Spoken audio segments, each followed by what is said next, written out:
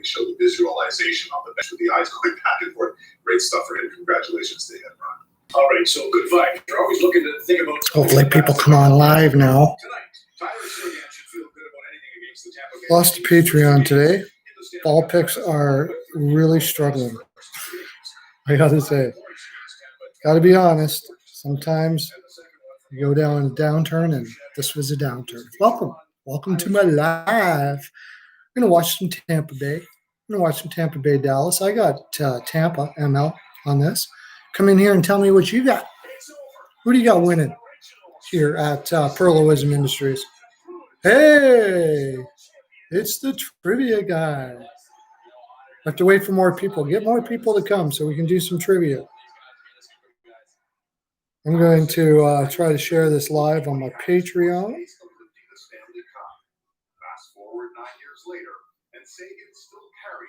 How's it going, my friend? All ready for some hockey? There's such a bond that you can't describe the players so they really get through it. I have a text message group that this morning when I woke up, it's still it's going. Guys are texting in. You'll be back. Oh, you're leaving? Kiss came in to say hi, and now you're rushing off? That's the benefit that you get when you win it. You don't have that feeling once you do it. 2020 has been a year like no other. COVID causing the season to pause, and upon return, social justice issues on everyone's mind. We saw during the U.S. and Canadian anthems, Tyler Seguin taking the knee, and he's made a point of embracing that change during the pause. It's been eye-opening. It's been motivating as far as how much the conversation has grown even since that first day of going to a protest. I've really seen, these intense moments of playoffs in hockey and looking out in the lounge areas and seeing different teams and players come to talk. For all this Black Lives Matter and all this stuff. You like it? I tried to get one of those fancy thumbnails, but I'm not very good at it, so I just do it like that. I have one. I did a thumbnail, like a regular thumbnail that you can actually, and I actually ended up getting less views with it.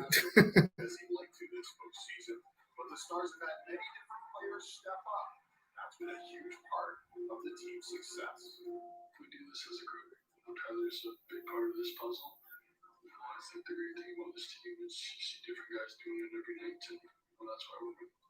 For me personally, not to be putting up big numbers, it just shows how much of a team we really are. You need goals to win games, but you need good defense, and that's what we do. Seguin now on the cusp of winning another Stanley Cup, and this time he knows how special the moment really is. Freaking hot in here. It's usually not this hot in Edmonton at this time of year, but it's pretty warm. We're having a nice Indian summer, as they like to say.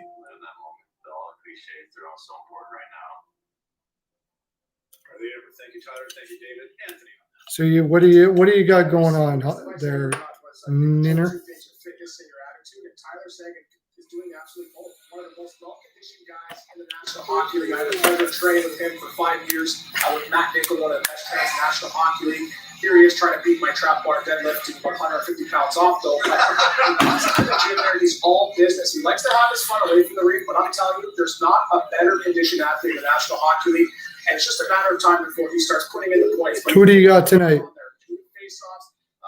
Are you still there, I wonder? He's really contributing to stars. Anthony, what did you lift? 550. They cut me off at 550.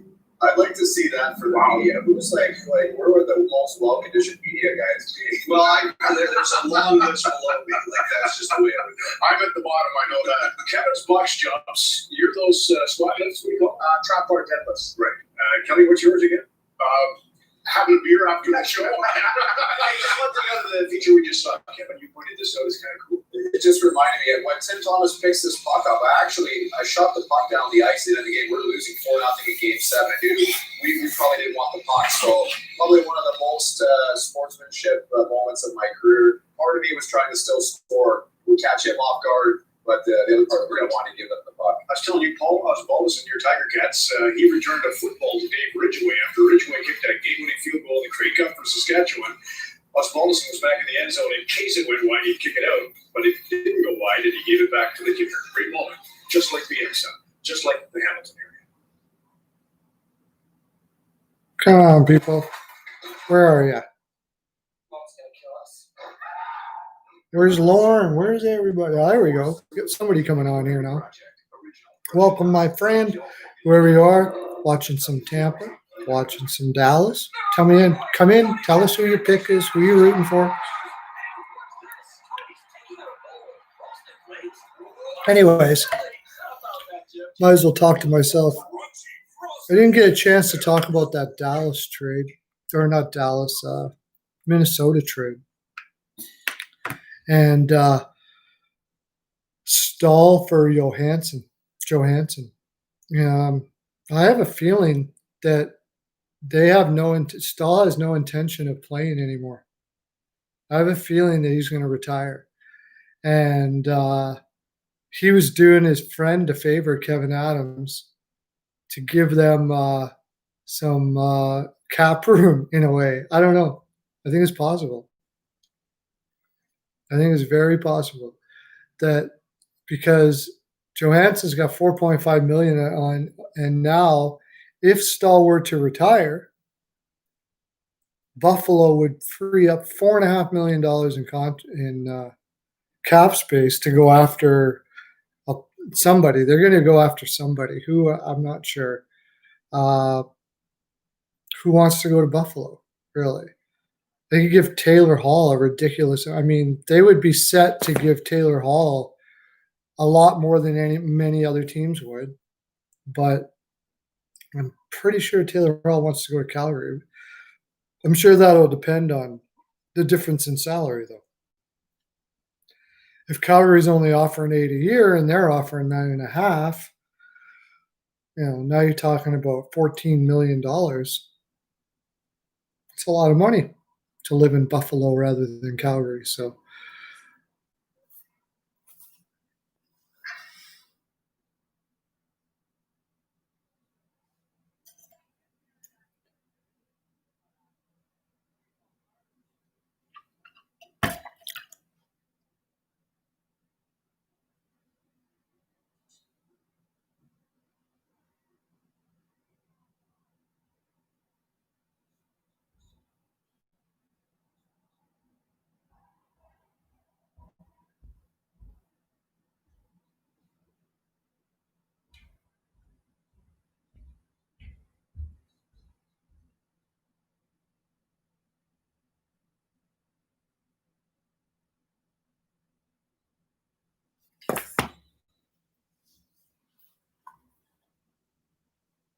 So anyways, yeah, if that happens. And then Buffalo getting Johansson, interesting, I suppose.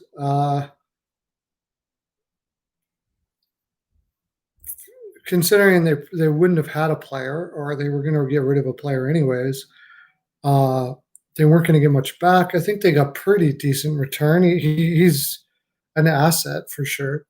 If they decide to rebuild at the trade deadline, they can trade him for picks.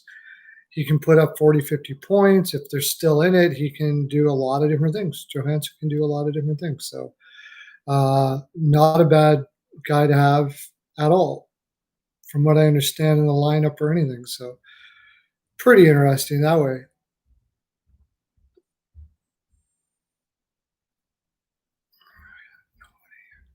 Are you still there, Nevner? Or did you take off?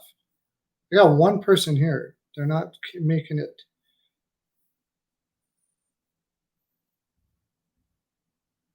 I'm sure because Serling, he asked me on the video I did today if I was going to go live. And I was like, oh, yeah, why not? So he's got to come by for sure.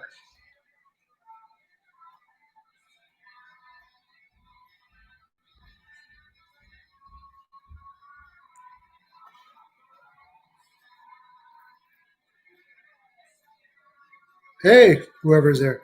So, yeah, I think that Minnesota got the better of the deal, but I think Buffalo could end up getting the better of the deal. If Stahl definitely does leave there, then they would definitely get the better of the deal. Tampa Bay now has got Shen and Bogosian out. And, I can't remember his name, but a small defenseman's going to be playing. And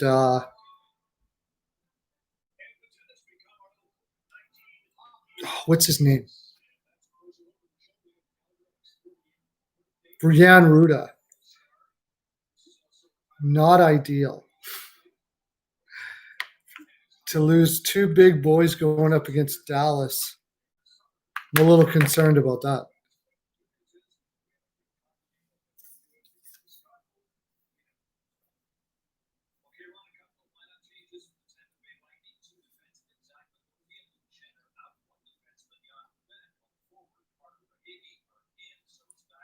Carter Verhaeghe, they're going to go. Verhaeghe is going to be a forward. There's going to be the forward coming in. And then, Ruda, who I'm a little concerned about when you're playing against big Dallas forwards like that. Jan Ruda is going to be out of his element. I bet you he'll probably see maybe 10 minutes, if that, tonight. So they're going to be basically playing 5 defensemen tonight. That is concerning. I took Tampa to win this, but if I would have known Bogosian and and Shen was out, I don't know if I would have taken that. That is tough. That's a tough line. This is a tough forward lineup to be short on defensemen with. They're a grind you down type. All I know for sure is Tampa better be playing some heavy possession hockey today, keeping that puck out of their end, because that's going to wear that defense. Dallas can wear that defense down pretty quick. And if you're only going to be playing pretty much 5 defensemen, like Jan Ruda, I will probably get guarded minutes, offensive zone minutes as much as possible, maybe penalty kill time and stuff like that. So they're going to be mixing and matching their defense quite a bit. That's Braden Coburn is going to be playing more minutes than he's been used to for quite a while. So Sergachev, Hedman, McDonough, and who am I missing there in the top 4 are going to be playing one hell of a lot of minutes. Sergachev, McDonough, Raj, yeah. I mean, I was just talking about how it's very possible Dallas can win this now without Luke Shen and I had the other way around. I had Tampa winning 3-1 today, but without Shen and who was the other one? Luke Shen and Bogosian. I don't know. Because we had Ruda in there. I was just trying to. That's Chernak. Chernak, Sergachev, McDonough, and Hedman are going to be getting some ridiculous minutes today. No, Stamkos is out. I was pretty sure that was going to be the case. I don't know what's going on with them, but I think they're kind of playing around with it. Really not sure how. If he's not ready now, when is he going to be ready, or should he even be going? Ever, really. I mean, this is the Stanley Cup Finals, and now you're like, well, I don't know if he's ready. Well, how's he 2 days later? 2 days from now, he's going to be better? Doesn't really make much sense. I don't know what they're judging there, but I think if he can play, it'll be like one game for emotional support type stuff.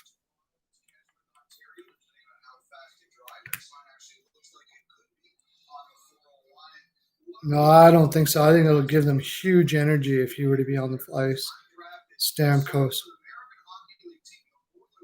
One thing I got to say is this Joel Stanley, I can't believe how well he's playing. I can believe it. I mean, I was surprised that Joel Hanley went down in the draft as much as he did. I knew he was going to be a very good defenseman, but my gosh, is he playing fantastic right now. Joel Hanley has been absolutely huge for the Dallas Stars. He's only like 19 years old, too. Right after they drafted him, he just ripped up Junior. He looks like he's going to be some kind of player. When you got Heischer and Lindell, that defense is looking pretty solid.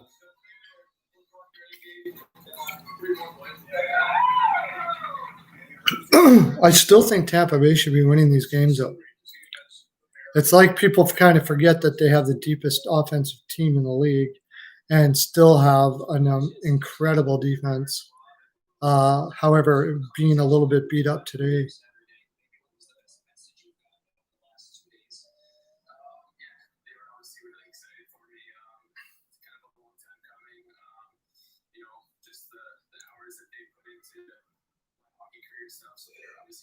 Yeah, Joel first scored a goal last game too, didn't he, Joel Hanley?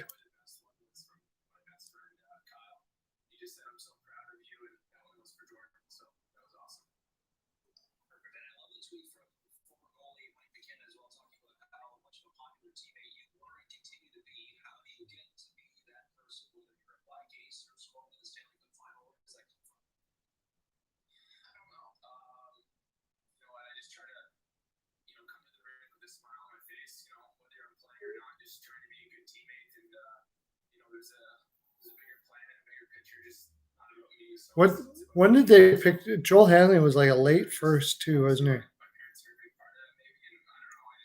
Could end up being an absolute freaking steal.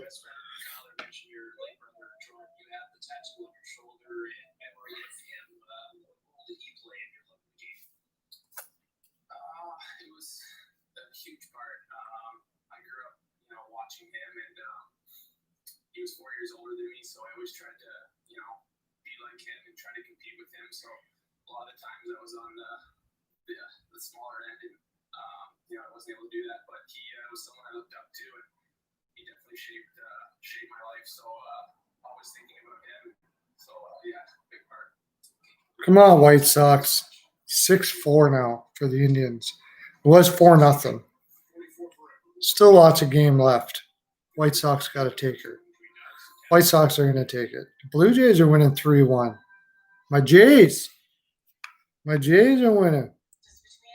Oh, my over for Cubs and Pirates looks pretty poopy. It's 1-0 Cubs. Jeez. I didn't like that. I better not say that. Braves, Marlins, Cardinals, Royals. I believe we had that under.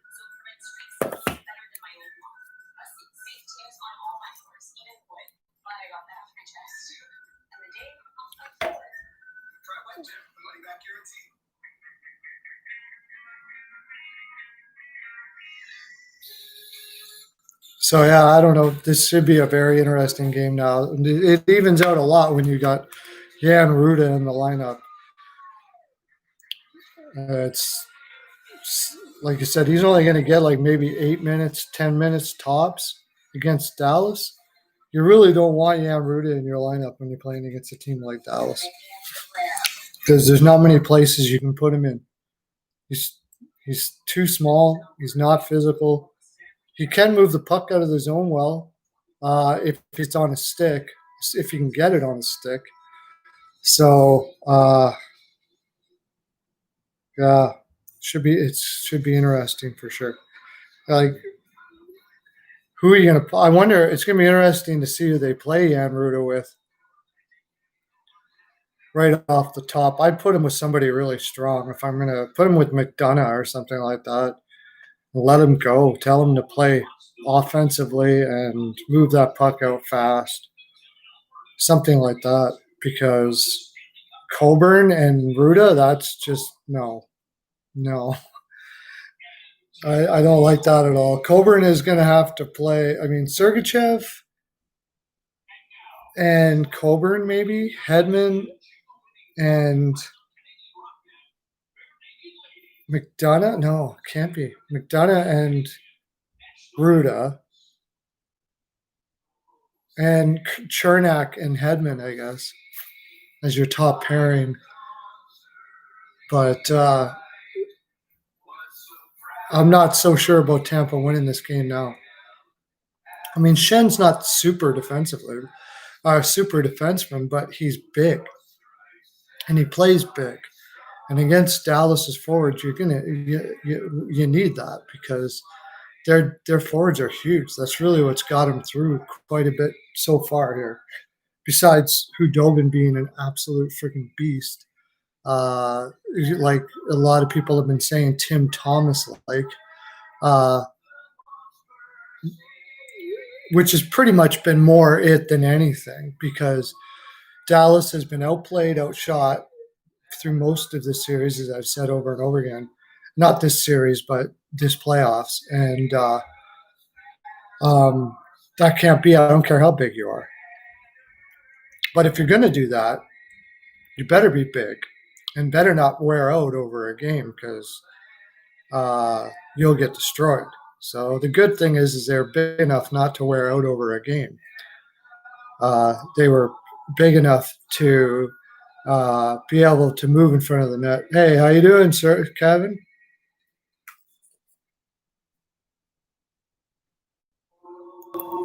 I'm telling you, I'm getting really frustrated with ball, my friend.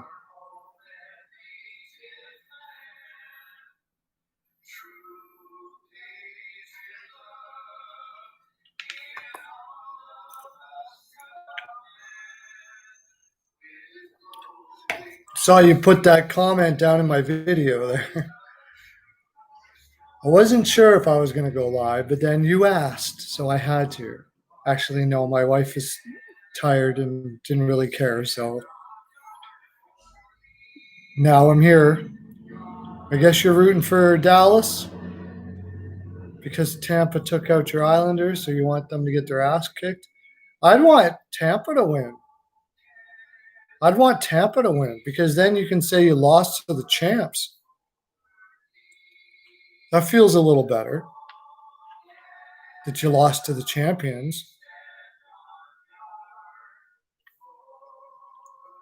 I can say with the Oilers, can't say nothing. Like, I've got nothing I can say. They lost to no one. Terrible loss.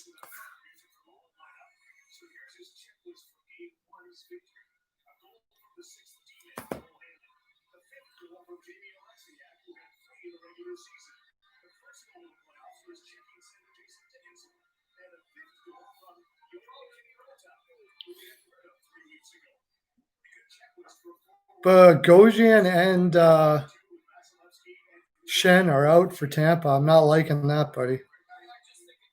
Now Tampa will win, though. This has been the things. Whatever doesn't make sense will happen playoffs. So Tampa should win this now. They just had too many good defensemen before.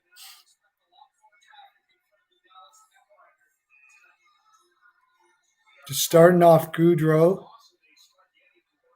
Oh, Gord.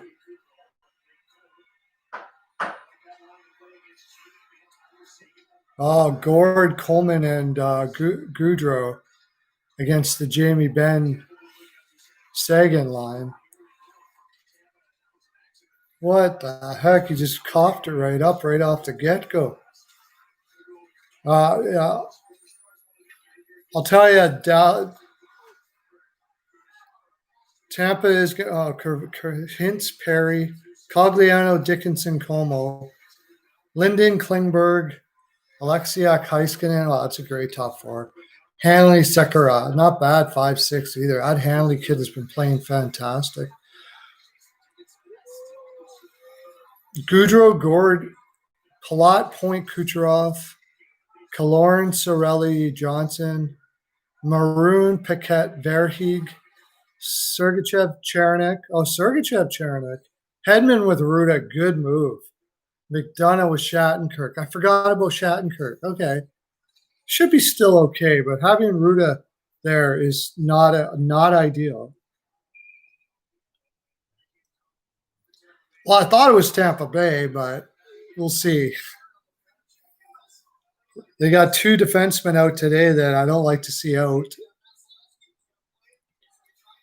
Jan Ruda is not what you call an ideal defenseman you want to be playing in the Stanley Cup Finals against a big team like Dallas. So. I did not say that. Who do you think's going to win one bite?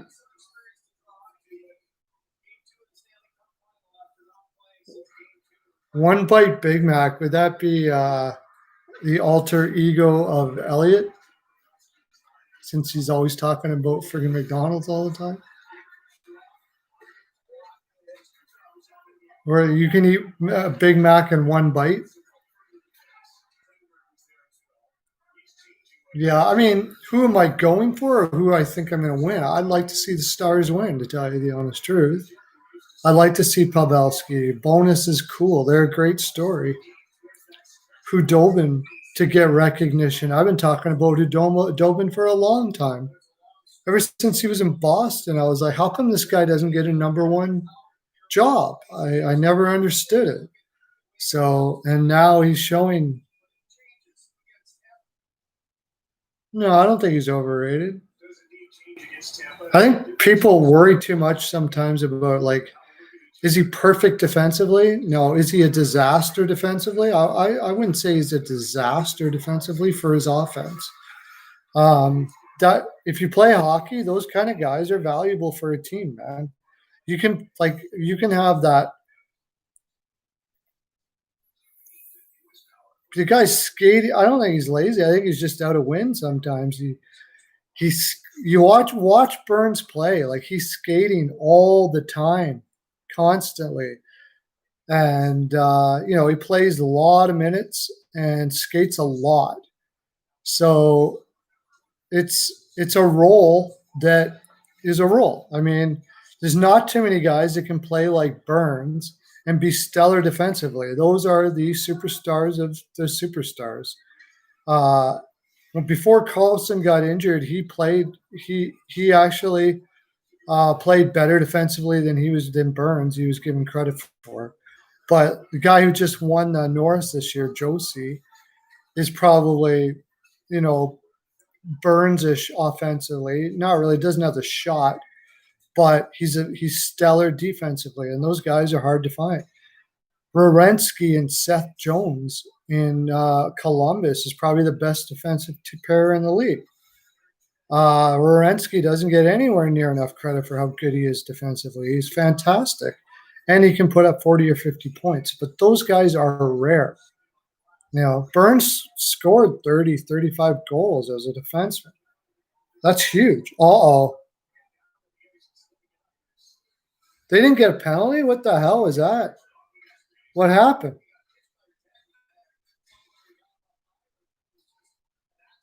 Now he got it. Weird. That was so weird. Kucherov got nailed in the head, falls down, doesn't get a penalty, gets back up, and then Janmark high sticks him just to make sure. What happened there? Oh, yeah, that was a freaking penalty. Are you kidding me? It was probably incidental, but so they didn't get the first one, and then he high sticks him in the head. Wow, that was a careless play by Janmark. Oh, my gosh. What a careless play. No penalty on the first one, but the second one, yeah. The first one should have been a penalty, actually. The second one, he freaking pretty much chopped him right over the head. It's fortunate he didn't make him bleed. So Tampa with another power play. Like, they got to start cashing in on these power plays, right? How many power plays did they have in the third period? 4, and they didn't score on one of them last game? Well, as long as friggin' Hudobin is playing like this, I don't know who's going to score. I think they got to start moving him side to side more. They're doing the keep it simple and just get a shot on net and try to get. I mean, Hudobin's going to get that shot all day long, anyways. They should put 2 people on the half boards and literally like wrap it around the back of the boards to each other one time, and then put it out to the quarter slot for a shot. You got to use their skill. They've got tons of skill. And on the power play, they're not playing like they have tons of skill. They're playing like the New York Islanders, actually. And that's just, brutal. You can't – why would you do that? You got – oh, my gosh. Okay, that was not showing off their skill at all right there. There we go. Now let's see some movement here. Take a few risks. You got the skill to take risks. Do it. Ugh.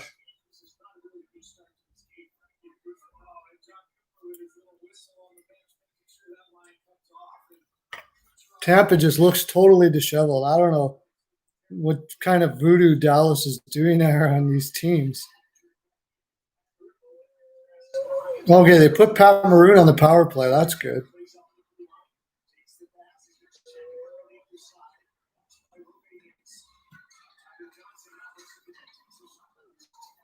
Tipped but not on net. There we go. At least they're getting some aggressive play in here, that's for sure.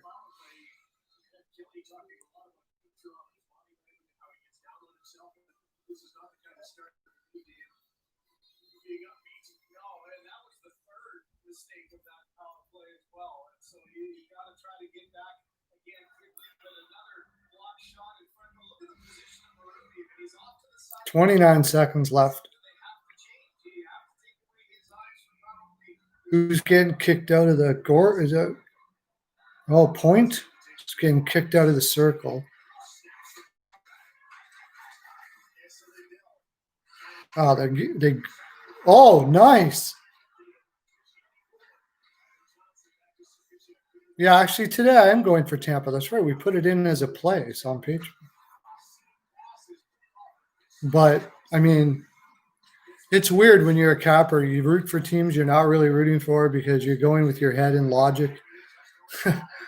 Your heart and your head are two different things.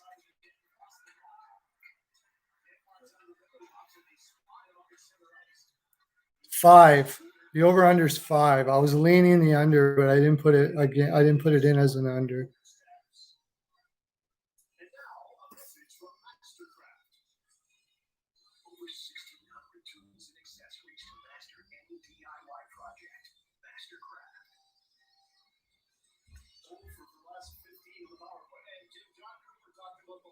They've had through this playoffs. He said the majority have all been self-inflicted, not necessarily getting outplayed, but making their own mistakes. And this first 5.5 minutes can't make them feel all that good. That was a great opportunity to get the most important first goal of the game.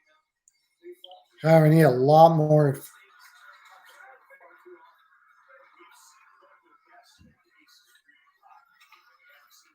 Come on, White Sox. Let's go.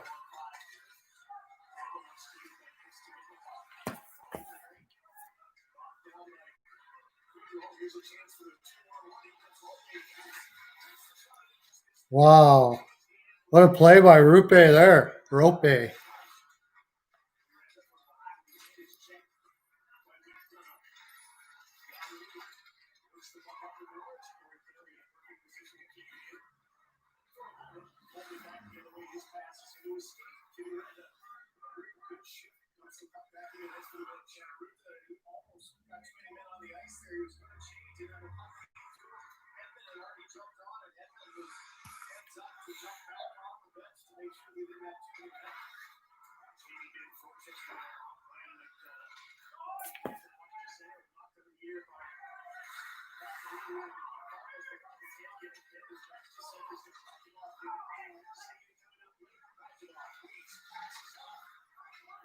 Oh, Radulov coming out of the corner. I gotta turn this up a bit. I can't hear who's got the puck. Hedman skating in. Just tried to get it on net. So that's the thing that happened with Hudobin, I think, is in Vegas, they were holding their sticks so tight, they were shooting it right at him. But in doing so, he built a confidence from it. And now that he's got to Tampa Bay, his confidence is at an all-time high. Sometimes a team like Vegas will tell you, like DeBoer would say that we were just shooting right at him. How many times did they shoot right into his stomach, right into his stomach, right into his stomach? It was crazy. And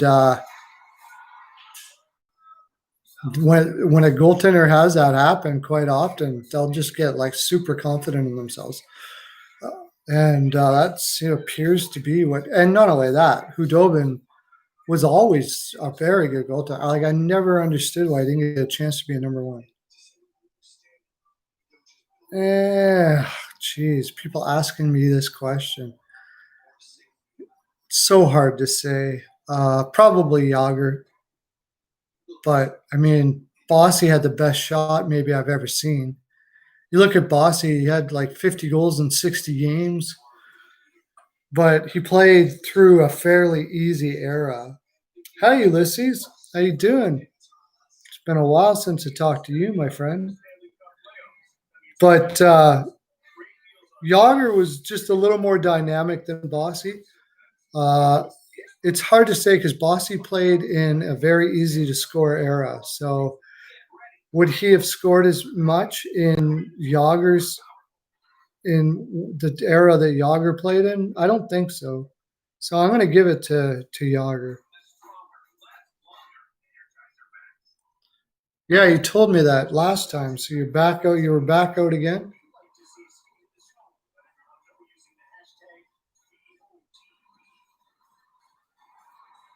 Now you're back again. Wow. Bang, bang, bing, bang, boom, man. Well, hopefully not boom. I think it's just bing, bang. You can pretty much put I think you can pretty much put a live bet on Dallas in this game. Tampa does not look good.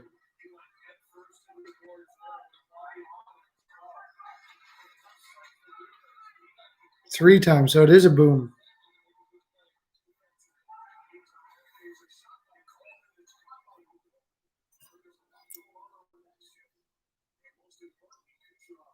Wow, crazy. Lemieux is the best. Lemieux is top 5 ever all time. Yager not too far behind him though. Just ridiculous that they were on the same team together, man. Lemieux and Yager, Yager's probably top 10 all time. Oh my gosh, Kucherov is out now too. Chernak is out. Forget about it. Tampa's not winning this game. There's no way. No way.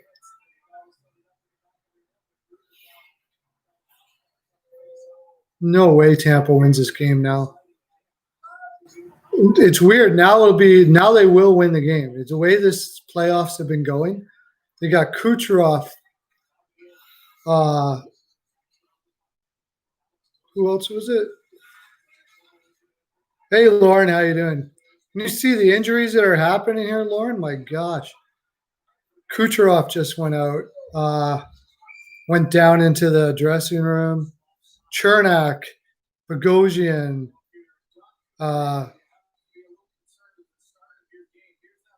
Shen.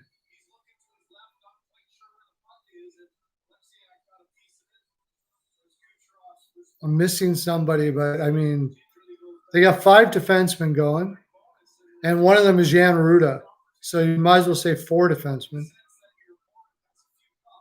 Well, you're lucky you have Dallas because I have Tampa, and I don't think they're going to win.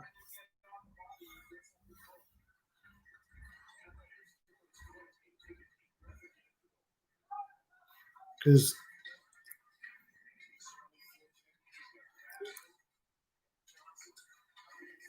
no, I don't think Tampa can win now. Not with all these guys out.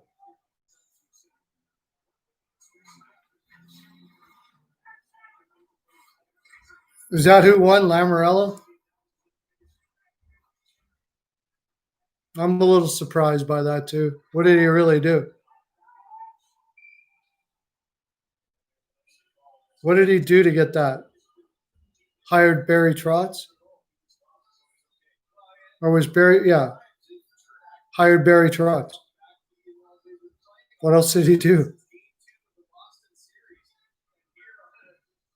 To get GM of the year. Who else was in that? It was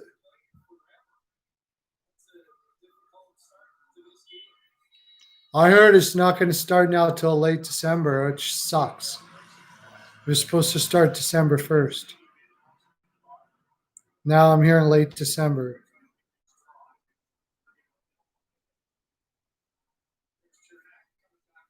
Yeah, late December.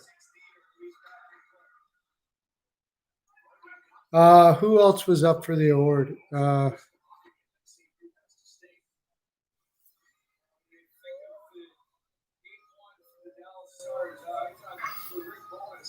got everything that we asked for. All 4 lines contributing, all 6 Ds very effective. And he said all 4 of our lines look exactly the same. You can really see it in the way that they prepare and play each and every game. We don't have to rely on scoring from this line. Every time you're saying it doesn't score in 10 games. Here's a turnover. Okay, I'll look it up here.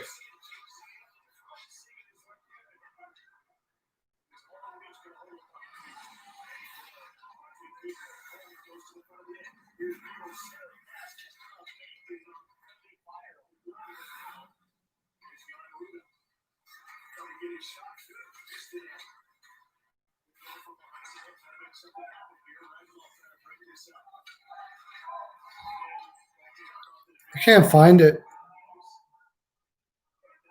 Who will still be in the bubble? Oh, who knows? I have no idea.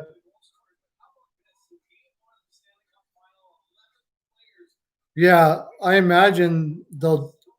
I mean, it totally depends. Now they're talking in Europe about a big increase in cases. However, it's weird because I don't know why. Did they forget to mention the fact that they're actually testing now? So more people have it than before. Like,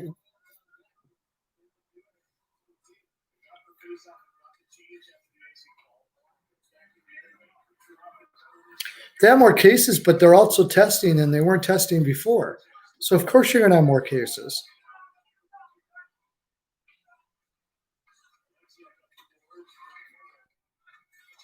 In Canada or in the United States, down 1%. Oh, down 1%. Down to 1% or down 1%?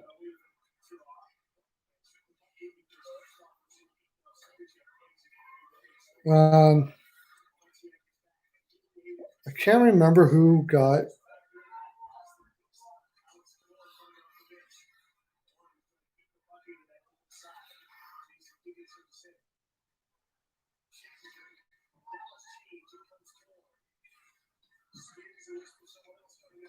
Jim Nill and Julian Breezeball. So Jim Nill's Dallas.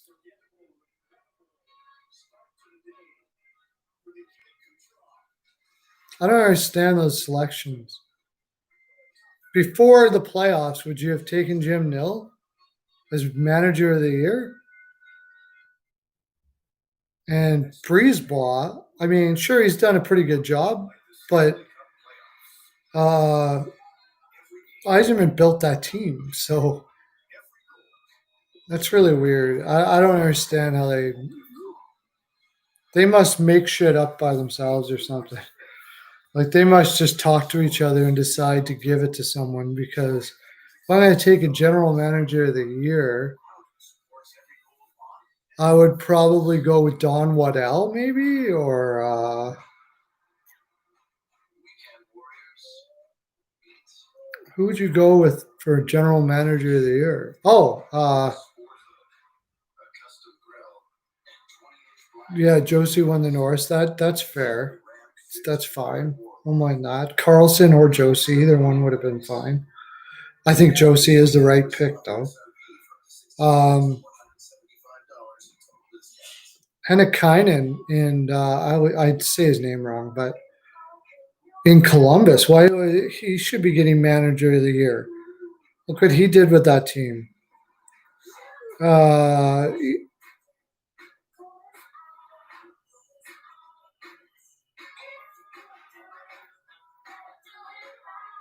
Yeah, I suppose if there was an award for that, but no, I don't think you can give it to him because I think if you're going to give a playoff coach of the year award, it's going to have to go to Rick Bowness. Nobody expected Dallas to be here, and although I would probably think Barry Trotz would be more deserving because they actually outplayed their opponents when they won. The fact is, he made it this far, and that's the way it is. But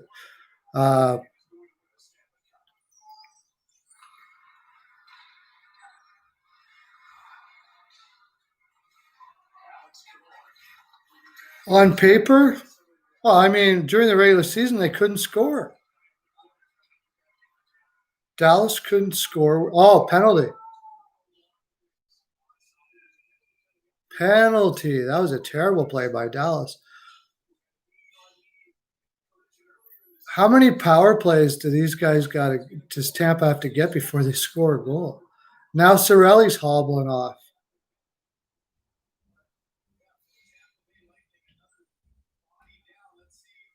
Oh, yeah. Knee on knee. He should be out 5 minutes. 5 minutes.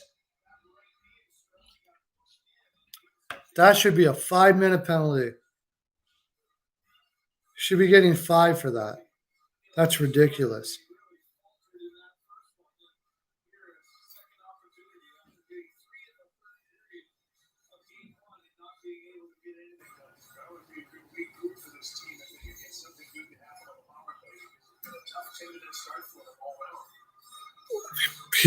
He hired Brindamore, right? General manager hires the coach. It's the most important thing a general manager does. So,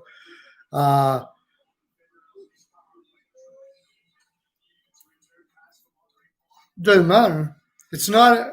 Yeah, I mean, I suppose because it's of the year. I suppose the only Tampa finally gets a goal, for the love of God. How many power plays was that before they finally got a goal?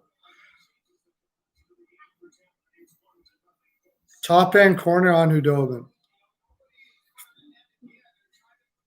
Nice one-timer. Is that Hedman again? Oh, point. See what I was saying? Going side to side on Hudobin is the best, is what you got to do.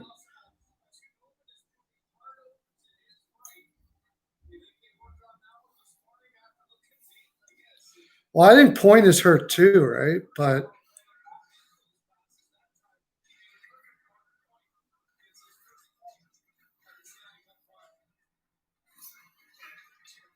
Kucherov's back on the ice. Okay.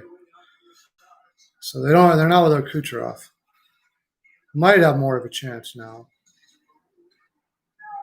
Another penalty. Dallas has got to be careful, man. They are playing very, very, very, very risky game. These penalties. No, he's still not 100%. I don't think. No. So I would say Waddell because he built up that team pretty fast with some really good moves. But the more I think about it, I don't know if I would pick Waddell actually. But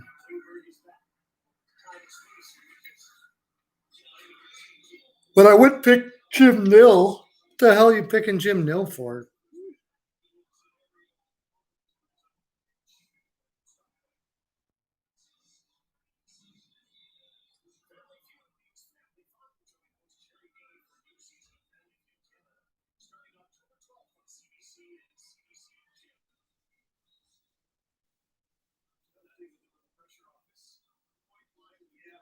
If you keep Shea, it's all right.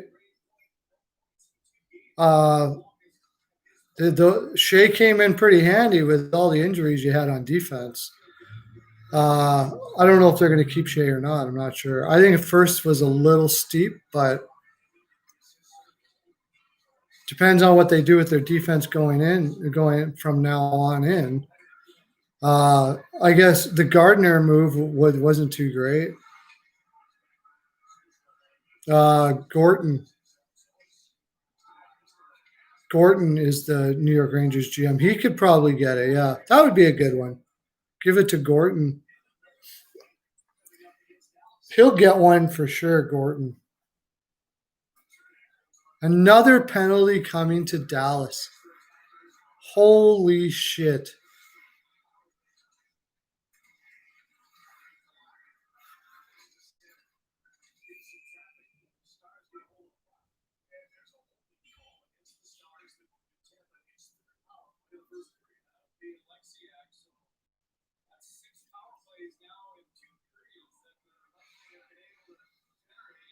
Hell yeah, they did what?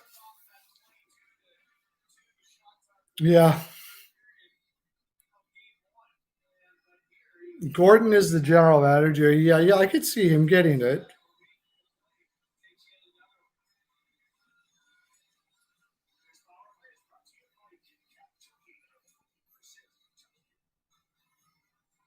You mean Sergachev you're talking about? See, you get like General Manager of the Year award isn't necessarily done Sergachev or not Sergachev, Shesterkin.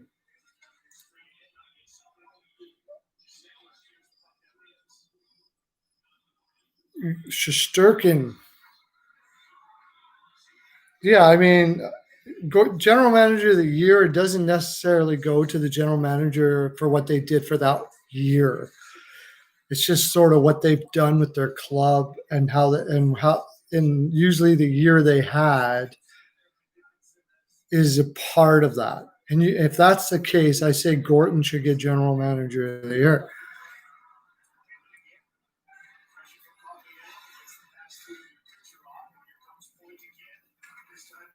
So I'd say should be the General Manager of the Year.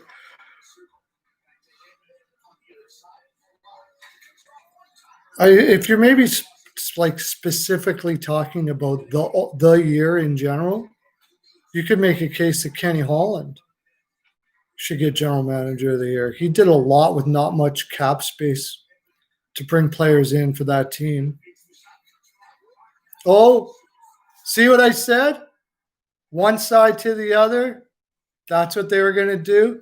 That's what they're doing. Get him moving side to side, Hudobin. Now it's 2-0.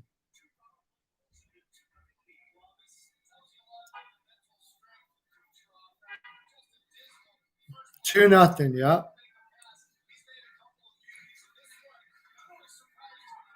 Yeah, Sorokin is understandable that you would say that because he's for the Islanders, yeah. No, the Islanders have Sorokin. That's the reason why the Islanders signed Varlamov to have another Russian to help out Sorokin. They didn't want to give Lehner up, I'm sure. But Lehner wasn't going to do much to help out Sorokin, and Sorokin is the guy that is their future. So it made sense. 5 years at $5 million a year for Varlamov.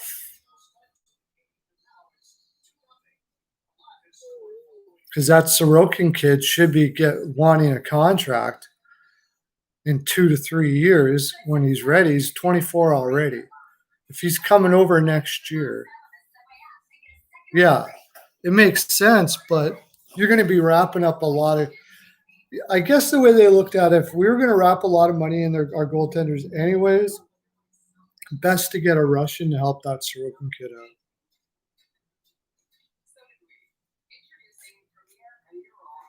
It's not really dumb. Like, there's a lot of tough decisions to make as a general manager. I get it. I get why they did what they did. I mean, they had to have a goaltender that was good now. Sorokin wasn't coming over right away. He's got to adjust to the North American way, system, lifestyle, everything. So having a rush in there to help him out along the way is good. The thing that's going to be difficult is if Sorokin comes in and lights it up right away.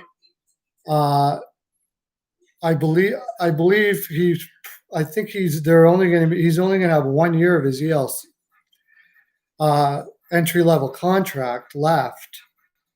So next year they'll have to give him a contract. Now their first contract, they'll probably be able to get away with giving him like $3 million for 2-3 years or something like that. And they don't want to piss him off.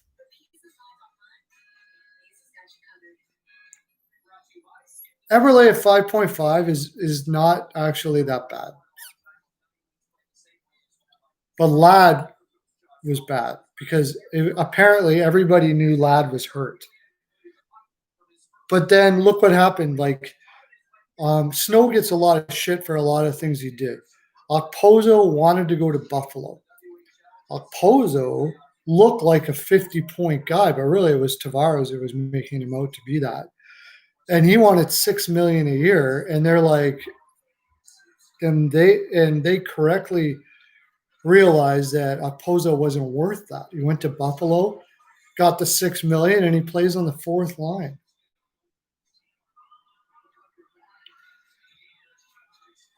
But $6 million a year for Ladd. The thing is apparently a lot of people knew he was already injured, pretty beat up already. So that's why it's a bad contract. I think they got a little desperate and crossed their fingers that he was going to be okay, and it didn't work out.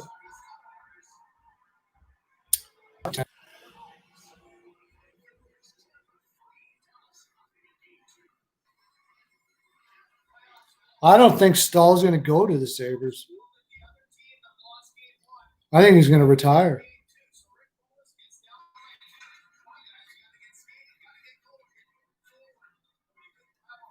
I think they took a gamble that Stahl would come because he played with Skinner, but apparently he didn't like playing with Skinner in Buffalo, in Carolina, right?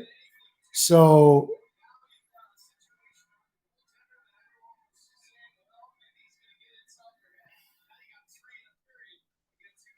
just 1 second.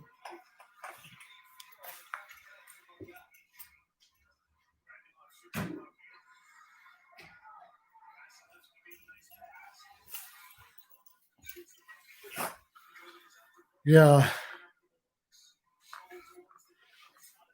Yeah. So, I mean, Skinner obviously had an attitude issue in Carolina. They were trying to trade him for like 4 or 5 years, for the love of God. Then he pulls the money at $9 million and he just camps it out and turns into a perimeter player that's barely even there in Buffalo. Like, that is likely going to go down. So they want to bring Stahl over there to kick Skinner's ass, I think. I think Stahl, like, just going to go. They want Stahl to go over there and kick his ass. Jason Blake, yeah, Toronto gave him $5.5 million a year after he had one good year, like 25 goal year or something like that.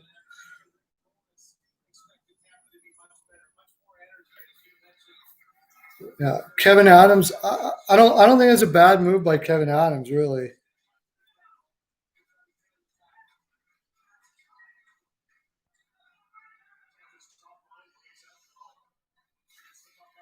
Where did you get Skinner from, anyways? Skinner wasn't always Carolina, right?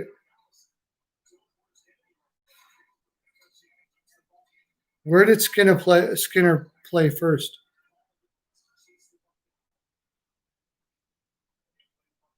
Oh, he was an Islander?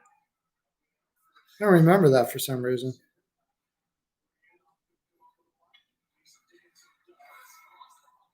Yeah, Canes drafted Skinner. That's what I thought. Who was an Islander then?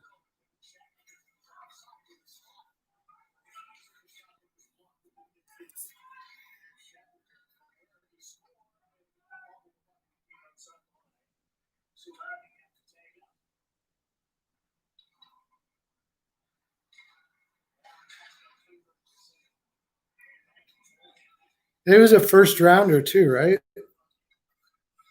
Like 7th overall, if I remember correctly, or 5th overall or something like that. No, Cam Ward's not a Hall of Famer. Cam Ward's a better defenseman than people give him credit for, but he's not a Hall of Famer, no.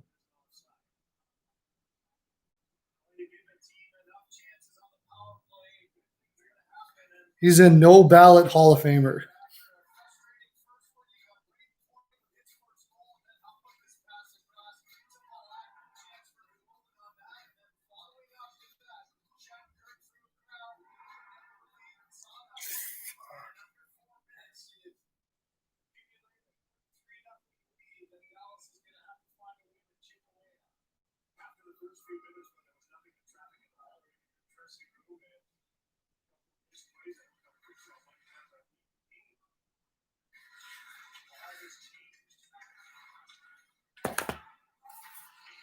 What a terrible. Okay,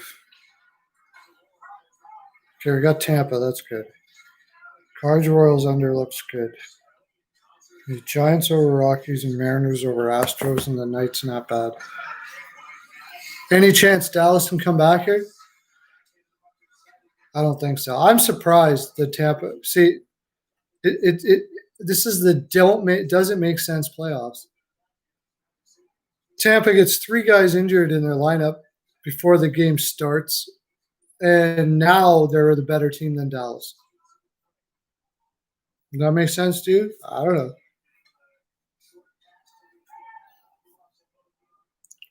But Dallas getting penalties. Oh, Dallas is gonna get a power play now. Dallas has only scored 3 shots so far in 2 periods. They've only had 3 shots. I suppose that should change here on the power play. Well, 4 shots now. So I was talking with some first period, yeah. Yeah. It's now 4 shots. But I mean, Dallas does that all the time. Everybody always talks about, how this Dallas team is gutting it out and they're finding ways to win, blah, blah, blah. They're getting lucky as shit and they got a great goaltender. That's it. Let's not make this out to be more than it is. They're getting super lucky and their goaltender has been insane. That's the reason why they're here, because you get outshot, outplayed every day.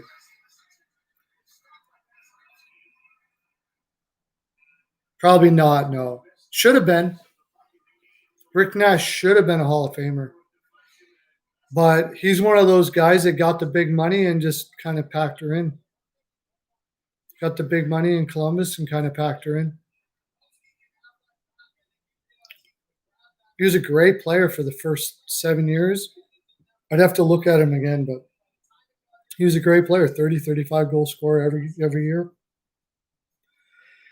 Got a little frustrated, I think, playing for Columbus because they suck so bad, but then eventually went to the Rangers and was nowhere near the player that, by that time, he wasn't the player that he was earlier in his career for sure. And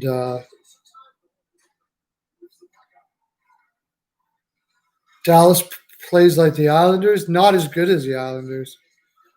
Honestly, I think if the Islanders would have played Dallas, they would have kicked their ass.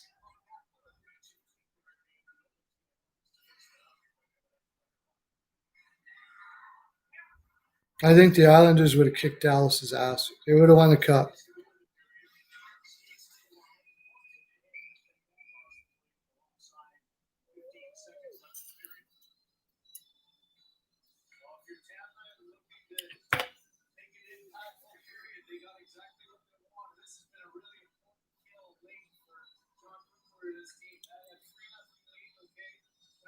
Now it'll be interesting to see how Hudobin is now that he's had 3 go by him.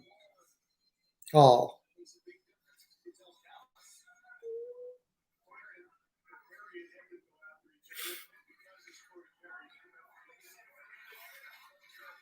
That's funny. is it Hedman or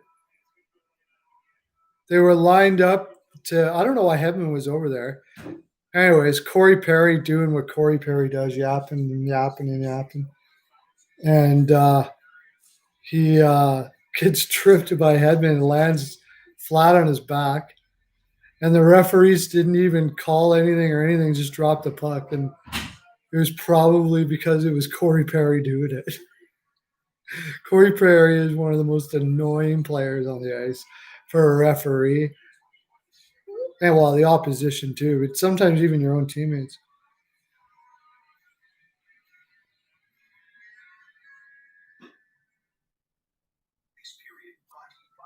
No, they're not protected.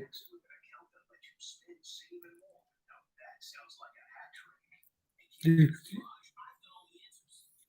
can work out a deal though to change that. You can work out a deal to have lottery protected stuff like that. You can work out a deal. So like say I was giving Barzal $10 million a year, which I would consider, by the way. 10 million, but the thing is I think it's over 10 million, just over 10 million, and you got to give 4 first-round picks. That's the part that keeps anybody from doing it. As much as I like Barzal, if I'm going to give him $10 million a year, so I could go to the Islanders and say, okay, I'm giving your guys $10 million a year. The Islanders will say, well, we're going to match it. And we're gonna match it, and they go, okay, well, we're gonna do it anyways, and then the Islanders will go, okay, we won't match it if you lottery protect the picks. Otherwise, we're gonna match it for sure.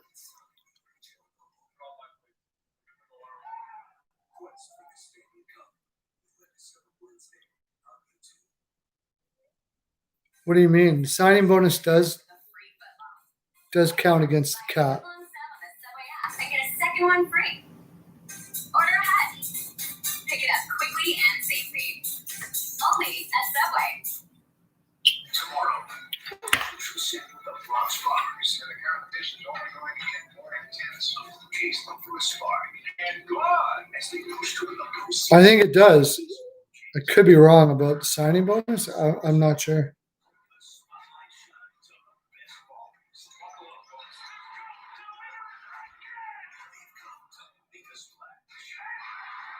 The Aho's offer sheet was heavily loaded, but it was still $8 million a year. It included the signing bonus. What he tried to do was make the first year so expensive that Carolina said, screw it. And it was a very weak attempt. It was a stupid move. What Bergevin did was absolutely ridiculous and just pissed off all the other GMs. Like every GM in the league was like, what the fuck is this guy doing? This is ridiculous. Offer sheet, okay, but I mean, like, I personally think what happened there is that Montreal was in trade talks with Carolina with Waddell. And it might have been for Trocheck or something like that. And no,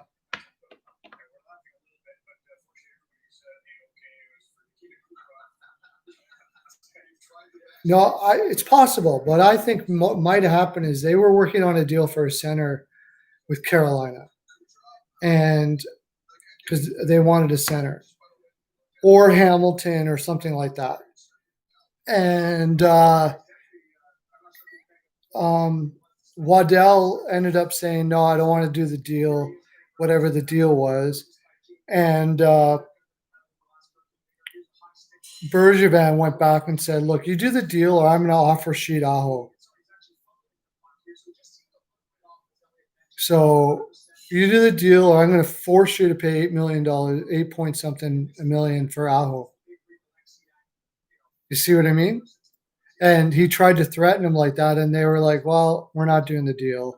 So he did what he said he was going to do and offered Sheet Aho knowing they were going to sign it, but he forced them to have $1 million some more on their cap than they wanted to have because, and he's like, well, next time you better do the deal. I think he's acting like kind of a bully.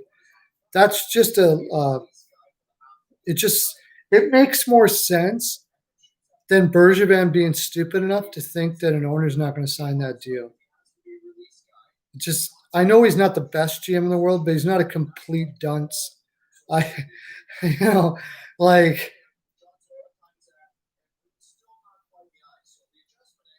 That's how many points did he have, Kevin?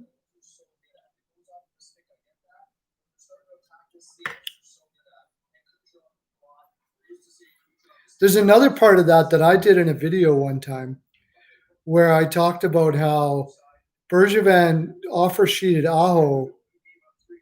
So when Aho becomes a free agent,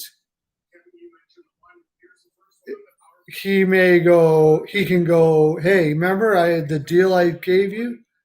Why don't you come over to Montreal?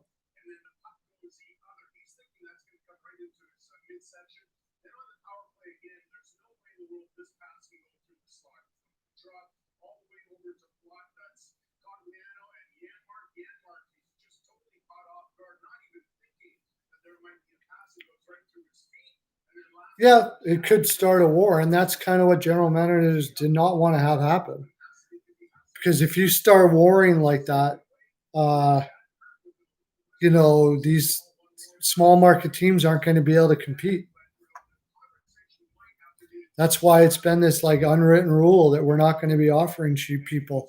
And that's not the general managers that make that rule. It's the owners that pay the general managers saying, I don't want you to offer cheating people because I'm going to end up having to pay way too much money for these players. And not only that, you're going to lose franchises. And people don't realize this. Losing franchises is not a good thing to an owner. And even if it's not your franchise. You don't want to be losing franchises.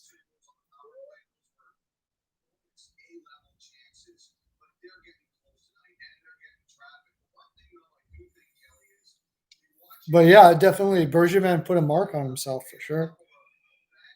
It sounds like Bergevin doesn't care. He's just going to go, you offer Sheet Suzuki, he'll match it, and then he'll offer Sheet to ship back at you. It's just going to keep on going back and forth, back and forth.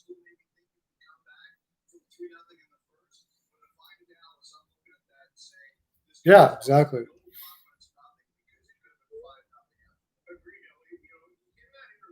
Oh, is that right? They still haven't paid it yet?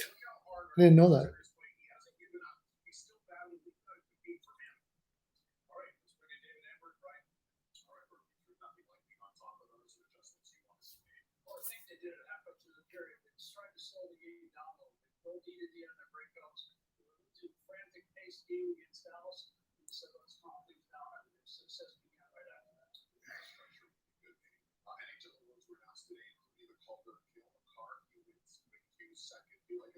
Oh, okay. Yeah, probably. Especially with COVID and all this shit going on, right? He gets it, it's going south. This guy turns plays, makes passes, gets skated out of trouble. This guy's going to be a star. They'll be talking about him for the Norris in a couple years, but I like this choice. Evolution of the position, too. This is what we see from defensemen now, isn't it? Yeah, this kid's hockey IQ was off the charts. Jared Becker told me today he's one of the most mature kids he's ever had. He's 22 or whatever he is, going on 32. He's very mature, self-aware. He's just going to get better. I love him. Turns 22 next month and enjoying life in Alberta right now. Meanwhile, the Norris over the OC, this was a close one. He wins the Norris over John Carlson. Well, John Carlson ended up with more points. I'm hoping the OC had a superb. Hey, John, how you doing, man? Welcome, my friend.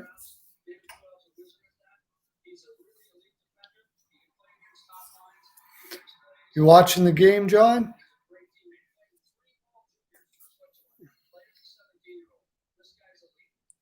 John Weaver. John Weaver. Can't. It's like Dreamweaver, but John Weaver. You know the song? Make it through the night.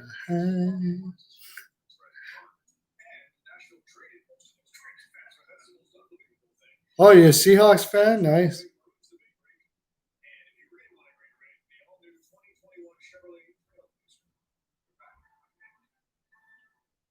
I think the new owner got the team knowing that he was going to relocate. I think he took it knowing he was going to relocate.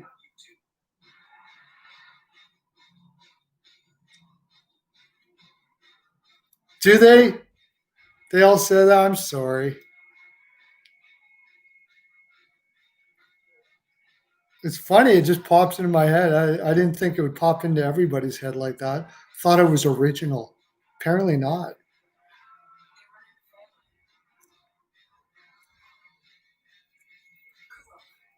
I got Tampa in 6, so I don't know. We'll see.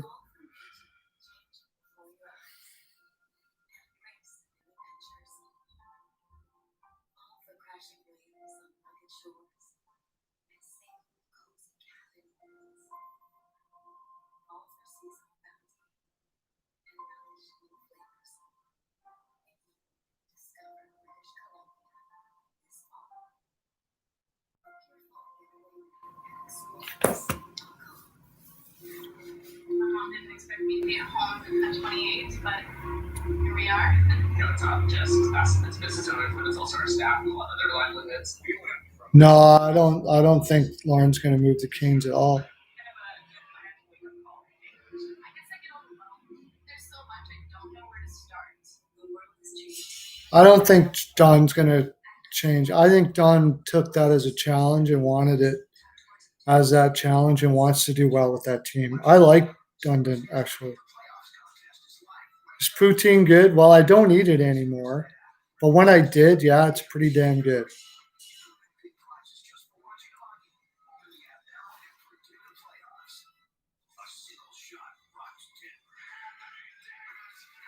South Side. What about South Side?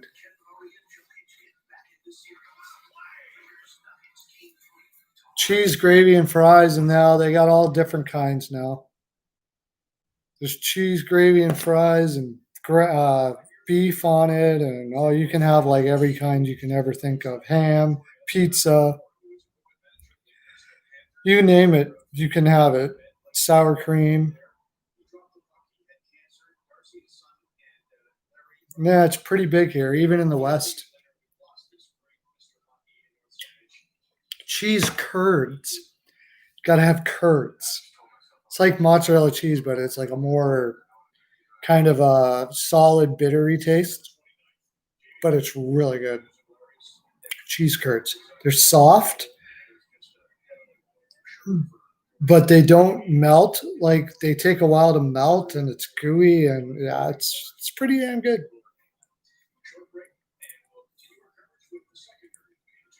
Yeah, cheese curds.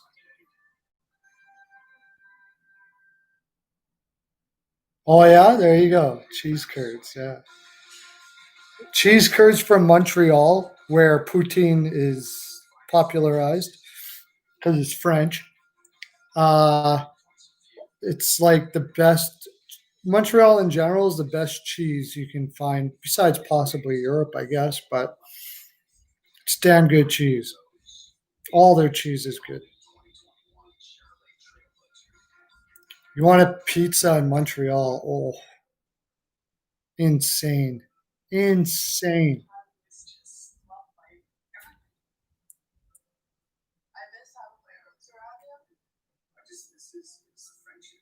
Oh, yeah? Yeah, I was there for about 3 months. Yeah, it's a beautiful city. I love Montreal. Yeah, I know.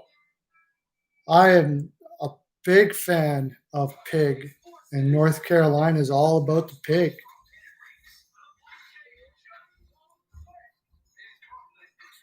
Oh, yeah? Montreal, as you mean? Yeah, of course. Of course, they're big fans of Carey Price.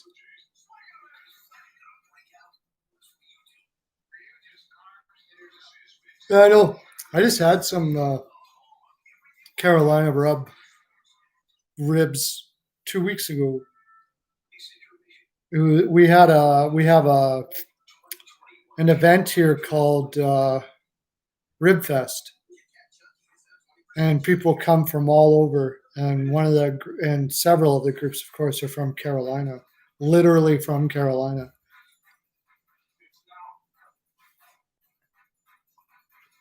Yeah.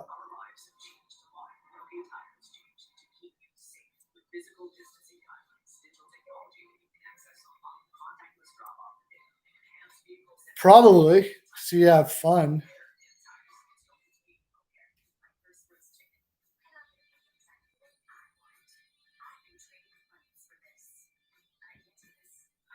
Of KC, Kentucky? Yeah. Kentucky's got some pretty fine ribs. For sure. The South. Louisiana, of course. Louisiana, Kentucky, right? Louisiana, yeah. You want beef, though? Where I'm from, Alberta beef, no better. No better. Mic drop. Yeah. Our beef is insane here. It's so good. I've gone to other places in Canada, and it's like not even close. Not even close. I haven't been to too many places in the United States. I was in Vegas though, and I had it there a few places. It's not close.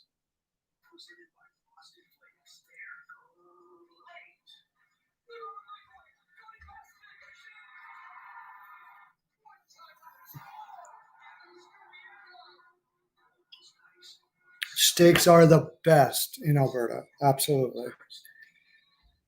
We can do some fine ribs here too, but I got to say, I can't choose between all the ones you're talking about. Kansas City, Carolina, Kentucky. They're all great. I couldn't choose which one's better than the other, to tell you the honest truth. Maybe Carolina in the sense that it's spicy. Louisiana's spicy, though. I like spicy. So.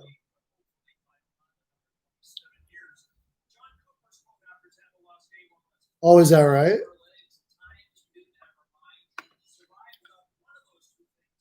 Yeah, not here. Steak here is melting your mouth. I got steak ready for tomorrow, too, actually.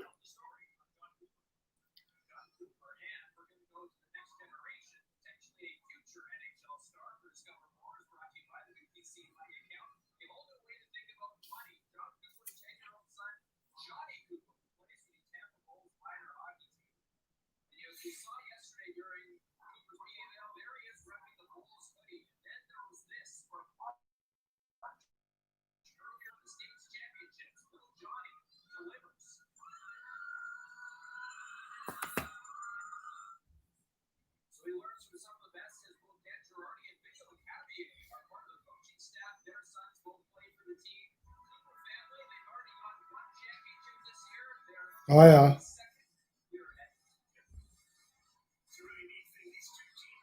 No, here we go. Everybody left us now. It's just the three of us talking back and forth. Wonder where Corby. We haven't had the Patreons over, probably because they're pretty bummed about my picks over the weekend. Oh my gosh, I was horrible. Horrible. Worst weekend for picks in my life. 2-10. Terrible. And now the picks today are looking meh.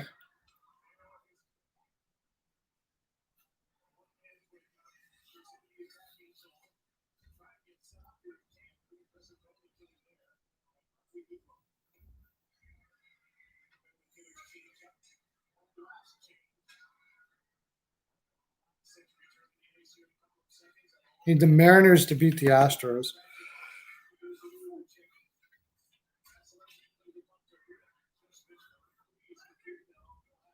Brisket, yeah. I'd say Alberta. I'll take Alberta over Texas and brisket too. Anything beef, I'll go Alberta.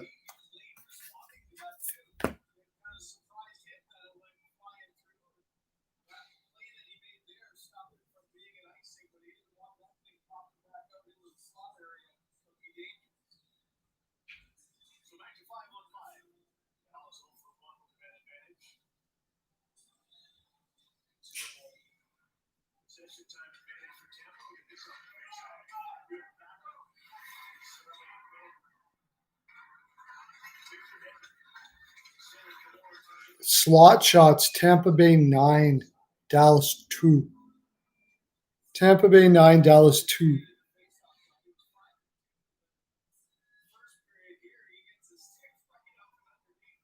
My gosh, how is that not a penalty?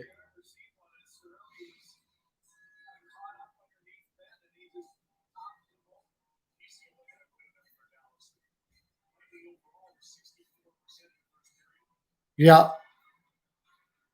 Yep. A lot of people are putting him like with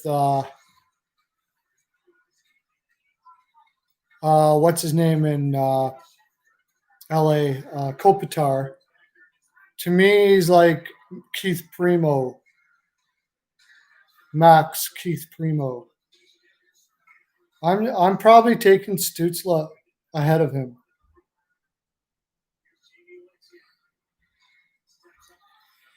The thing with Byfield is he gets away with a lot because of his size in junior that he won't be able to get away with in the NHL.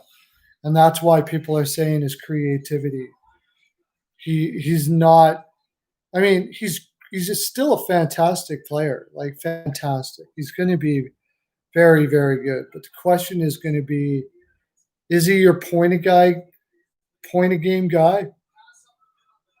Or is he your Hayes, O'Reilly, maybe O'Reilly? It'd be beautiful. You can get to O'Reilly levels. You know, and then again, it may just all click, and he turns out to be like as good as any number one center you can think of. So, but he's a for sure NHLer. So, and probably a for sure top 6.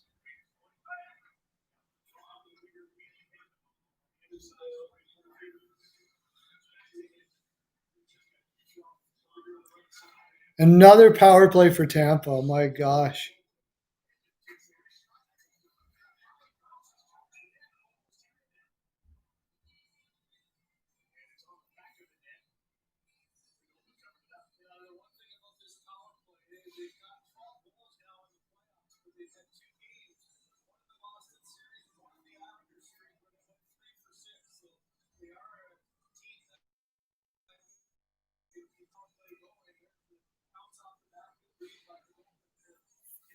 Well, actually, his defense is already good. I don't think too many people are concerned about his defense when they're comparing him to Kopitar. It's the offense that's the issue. Yeah, I just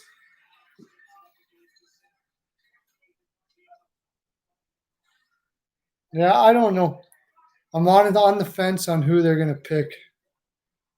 It's probably going to be Byfield because they love their big centers. Like it's so lip smacking to have like Velarde and Byfield and you know, Kopitar's pretty big guy himself. It's hard not to take that, to have that kind of size up front. But I mean, Stützle, under 17 years old, and he's already getting a point a game in Germany. That guy is going to be like, he's got an opportunity to be like maybe a little lesser version of Patrick Kane.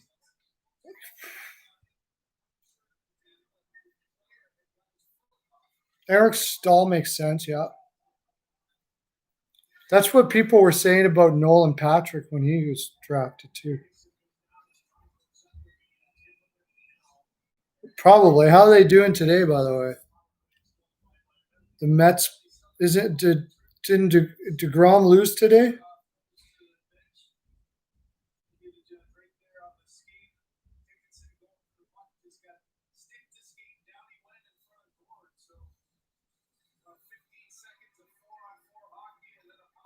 Hey, how you doing, buddy?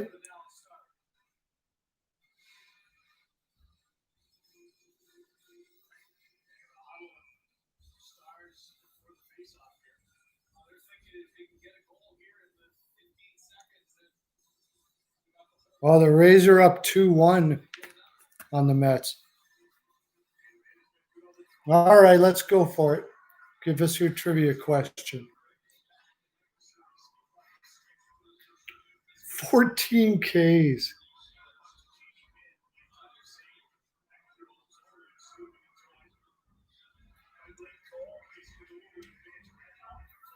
Gordie Howe.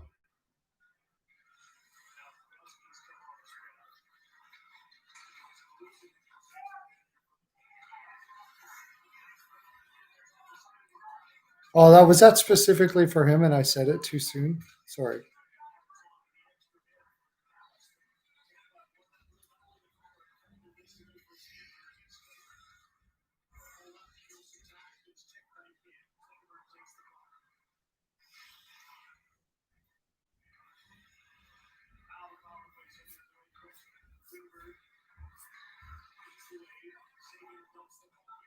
You were hoping Yager was going to break it? He would have. Yager would have broken if he didn't go to the KHL.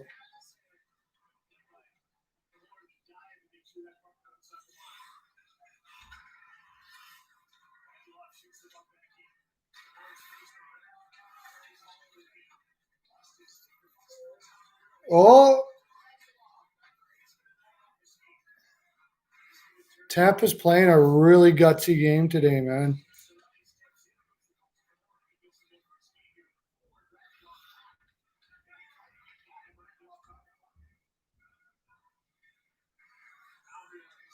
Yeah, we're Canadians. We don't follow college much. No, sorry, Lauren's not Canadian. What am I talking about? He's Carolinas. I don't follow college much either. Well, that was obvious. But I thought maybe it was just for Ninner because who played the second most? Yager, I guess, yeah.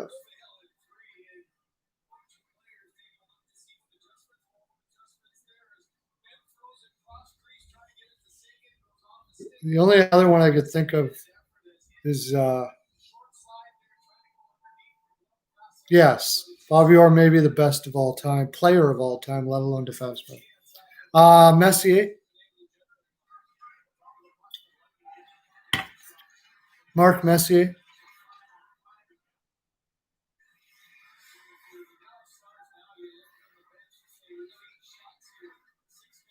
That was either Yager or Messier.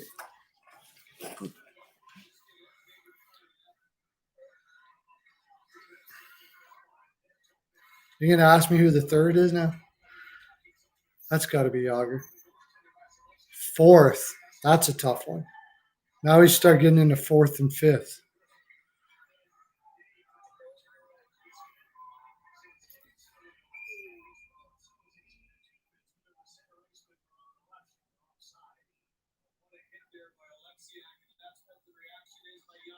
Yeah, I would have had the most, I know.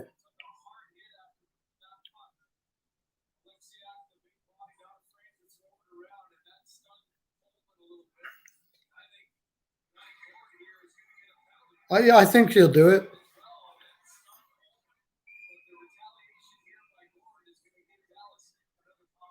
I think somebody will do it. Yeah, why not?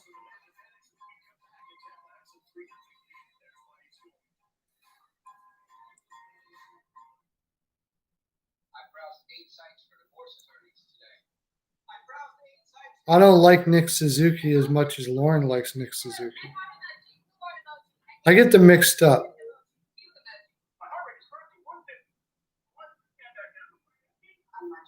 You're talking about Carolina Suzuki, right? Oh, Habs. Oh, okay, yeah. Nick Suzuki, Habs. Yeah. He's going to be amazing. He looks like he's going to be amazing. Ryan Suzuki. Yeah. He's going to be amazing, Nick Suzuki. Awesome center.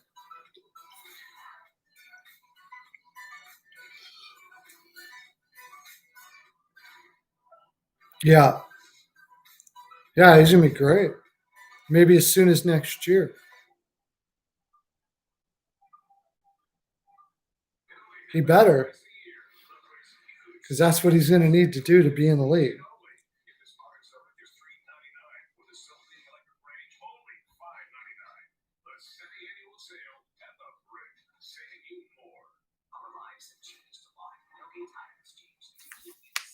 Physical distancing guidelines, digital technology that you can access online, contactless drop-off, enhanced vehicle sanitizing, OK Tire, service, repair, and tires. It's going to be okay.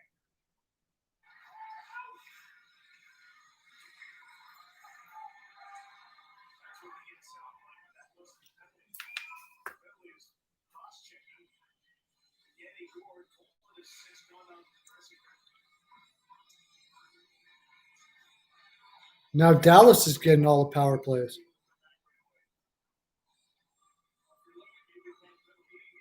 Oh, yeah, Suzuki's going to definitely pan out. He's already panned out for the Habs. He's a great playmaker. He reminds me of Barzal a lot, actually. Suzuki will be just fine. I was really impressed at how much Kokaniemi turned things around this year after going to the AHL. That could be one really good 1-2 punch they got there in Montreal.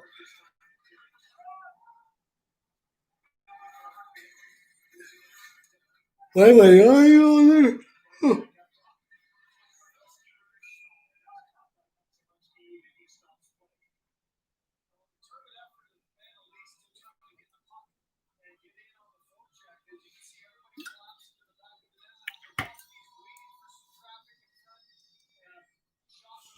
well, he had quite a few freaking pretty cray passes, Suzuki. His vision is unreal. He kind of reminds me of Ron Francis.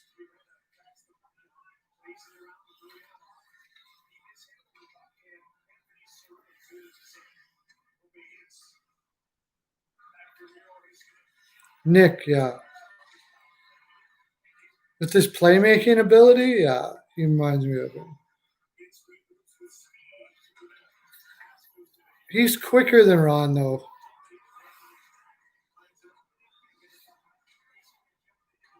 It's hard to say.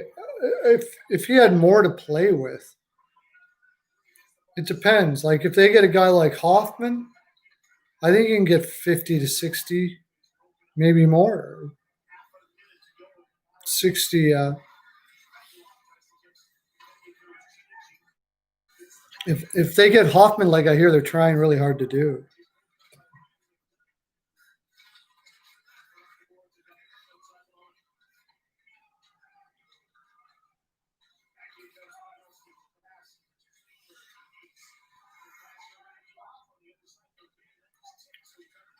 Just having at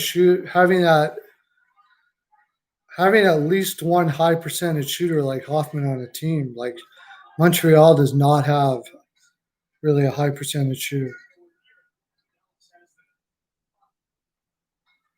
Yeah.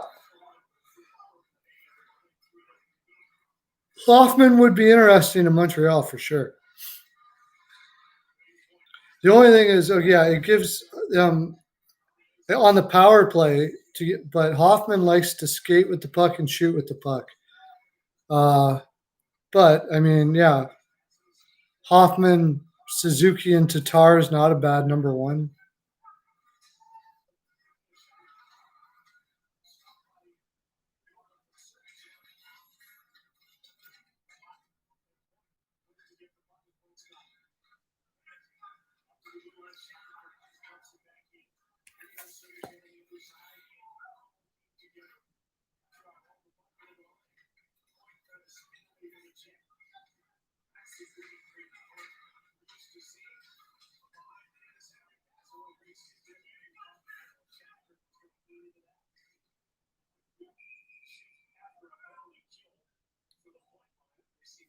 Well, I think Kotkaniemi is, yeah, he's going to score a lot more than I thought he would.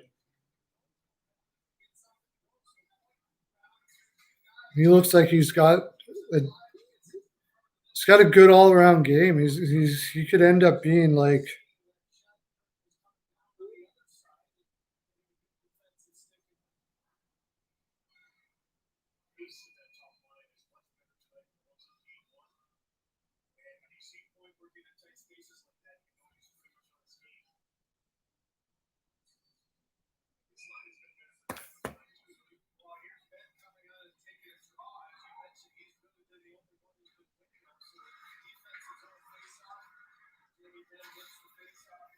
I don't.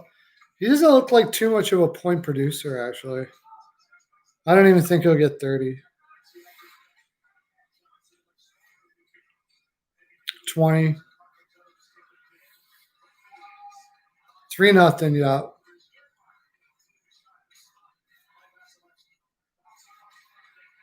Dallas has started shooting more. Caught up in shots. Tampa Bay is probably playing more defensive. I think Romanoff is. Honestly, I haven't watched him too much, but what I did, he's not like a huge offensive guy. That's the thing in Montreal. They just signed. What's his name from Carolina? You'll tell me. Edmondson. Edmondson doesn't play good. He doesn't have much offense. They got to really hope Mete can be. But where is Mete going to play now? You got Petrie, Weber, Shabbat, Edmondson, Romanoff.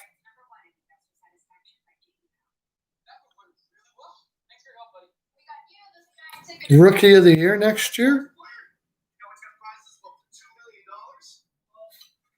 Lafreniere's probably got to be up there.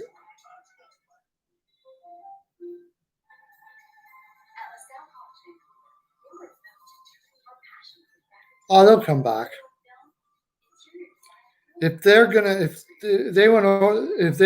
be NHL players, they'll be NHL players. I think they'll come back.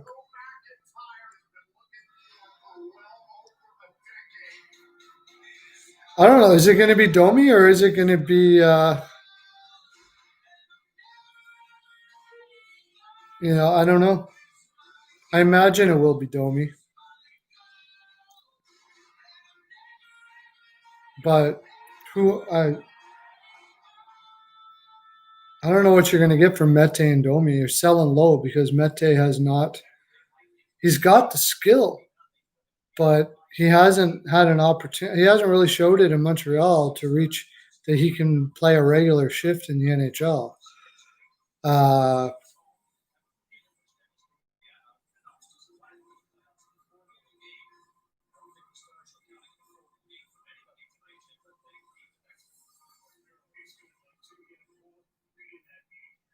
Oh, is that right?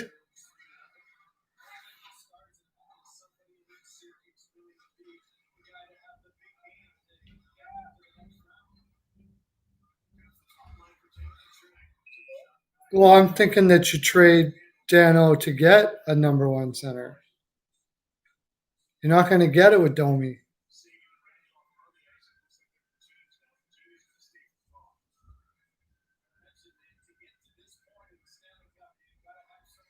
Yeah. I think people are going to really kick themselves if they let Askarov go down to Carolina. And if Askarov does go down to Carolina, wow, you got a Stanley Cup contender in 3 years. He won't be playing for 2 years at least because he signed a KHL contract. But no, you don't. Who do you have? Dano is not a number one center, man. Oh, Suzuki. Oh, okay. Yeah. I mean, in future he will be.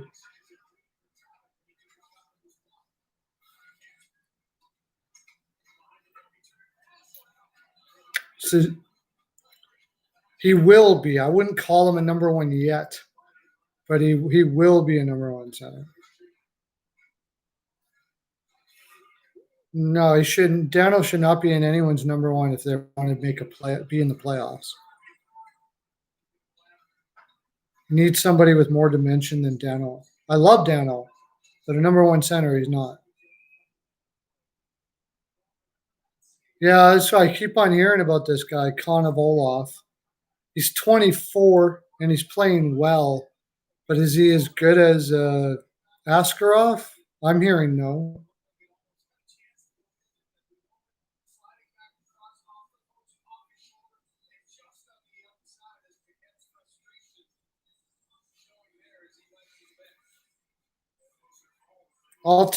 I would take Askarov and then let them duke it out to see who's the best and trade the other one. Like for me, I'm not like, if I'm a general manager, I'm not screwing around with my friggin' goaltenders, man. Yeah, I'm not screwing around with goaltenders. I'm going to make sure I got a number one young goaltender. First things first. That's the most important thing to me. I don't want to be chasing goaltenders all the time. You look at the best teams look at Vasilevsky. Tampa Bay has had him for a while. They build a system around him. And that becomes your system. If you're changing goaltenders all the time, like Carolina, for instance, you're now having to restructure your system or ask the goaltender to be that system. That's harder to do. I want my number one. And if I got to get two that look like they're going to be beasts, I will. Right? Yeah, exactly. Look, they had Gorgiev, but they still went for Shesterkin. And and that's got to stop. That's just not a healthy way to build a team. I really think that.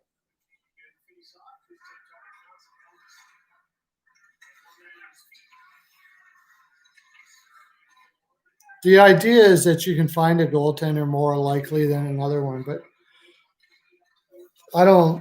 I kind of get that, but I don't agree. Let's put it that way. That you're building a system and then you're going to build your goaltender into your system. I'd rather get the goaltender and build a system around the goaltender.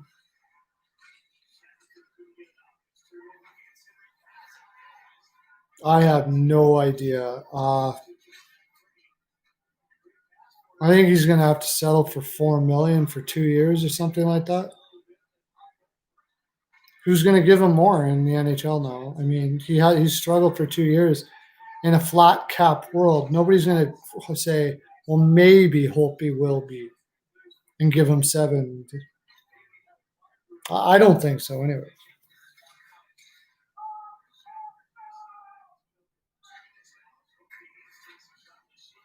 Yeah.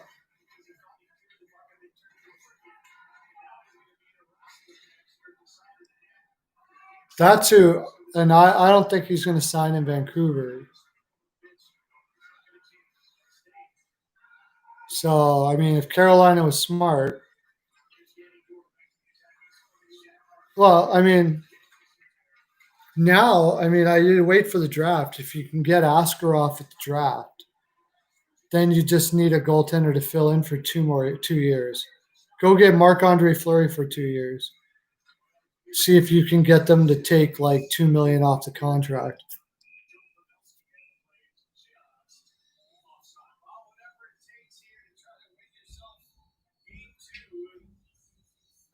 And then you can keep on giving Marc-Andre Fleury contracts as long as Askarov is until Askarov is ready. But I wouldn't want to pay $7 million for him. I mean, that's what he is, $7 million for 2 years. So see if you can get them to take $2 million off, and you're paying $5 million. And then now you got to get rid of Reimer or Mrazek. That might be the more difficult thing to do. That might be the problem in your master plan. Getting rid of one of those goaltenders.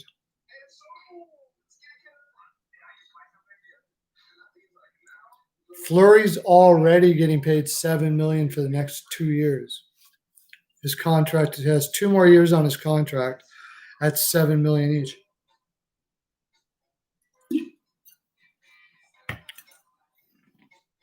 People keep telling me that since the Habs signed Edmondson, the Habs will shop Sherratt, but the top four is set. So. No, I don't think they're going to shop Sherratt. I think that was a great move by Bergevin getting Sherratt. I'm not so sure about this Edmondson signing, but yeah, Vegas is going to have to take money back. It's going to have to retain some salary to get rid of Fleury now. They know that. They have no choice. Either that or they'll have to buy him out. And Fleury can force him to buy him out, which is probably what's going to happen. Because Fleury, I mean, he doesn't owe them shit. It's different when Pittsburgh was going to Vegas. So if they buy him out, then basically Fleury's a free agent and you can sign him for $4 million. Then you're right, you'll get $4 million. But you figure now, okay, Fleury was nice to Pittsburgh by saying, okay, I'll go to Vegas because you're going to go with the younger goaltender and Murray. He was pretty nice. But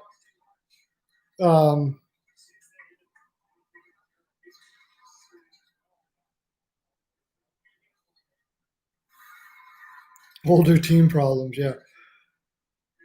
But is he going to be nice to Vegas? I'm sure part of the reason why he was so nice to Pittsburgh is Vegas ownership and management was saying, come on over here, you can finish your career here, blah, blah, blah, blah, blah, right? And then all of a sudden, 2 years left on his contract, they go off and get Lehner, and he's starting in the playoffs, and the writing's on the wall, and Fleury's like, I'm not doing these guys any favors. Why would you do anybody? I mean, as nice as Fleury is, and Fleury is one of the greatest human beings you're ever going to find, it would be just irresponsible to yourself and your family to get traded. Now, whatever team you're going to get traded to is going to have to give up something back. Why? You don't want the team you're going to get traded to be hurt by it, the deal at all. So you might as well just say, I'm doing my no. Does he? I'm sure he has a no trade clause. Yeah, he has a no trade clause. Oh, Dallas scores one.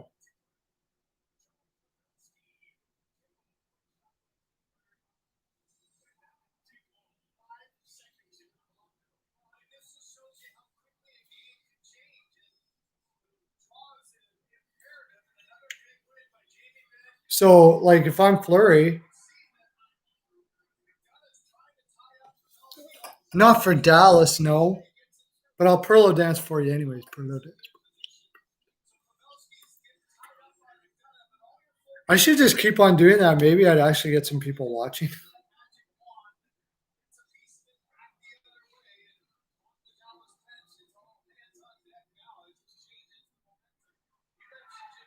But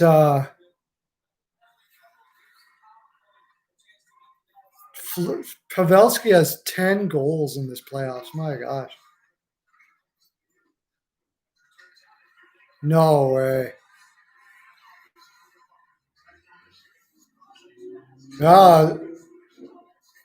Still lots of time for Dallas to come back, and Tampa's going to get tired as this game goes on. Get a shot on goal. So anyways, Marc-Andre Fleury is probably not going to do them any favors. So they'll have to buy him out. Because if they buy him out, he becomes a free agent and go wherever he wants, right? So that's probably what's going to happen.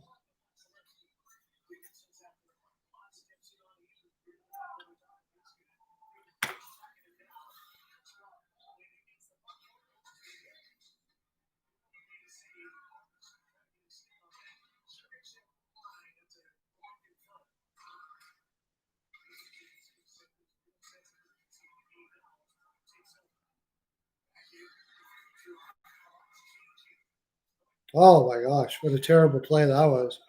Point just passed it to no one.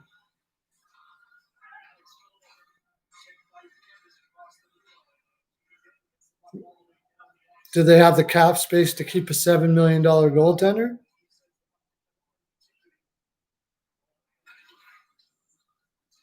$12 million in goaltenders. It's going to cost you $5 million at least to sign Lehner. You're not going to. They can not want to do it all they want. They either keep them or they buy him out. It might be better, but it's not better for Fleury to go where he doesn't want to go.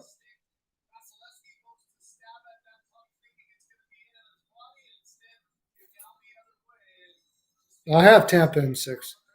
Like, you got to look at it from Fleury has the leverage here.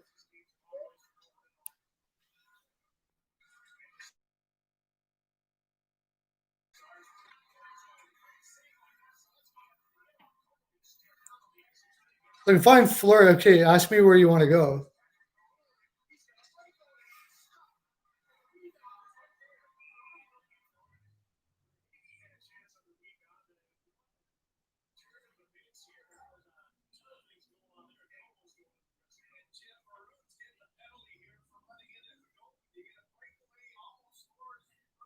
I suppose you could possibly do that. You're probably going to have to retain a lot of salary. I mean, him and his agent work out a place to go. Maybe.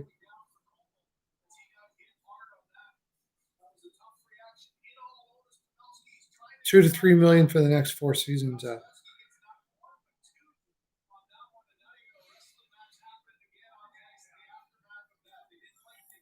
I don't know. Does he? I'm not sure. Yeah, but does he want to go back east again? Maybe.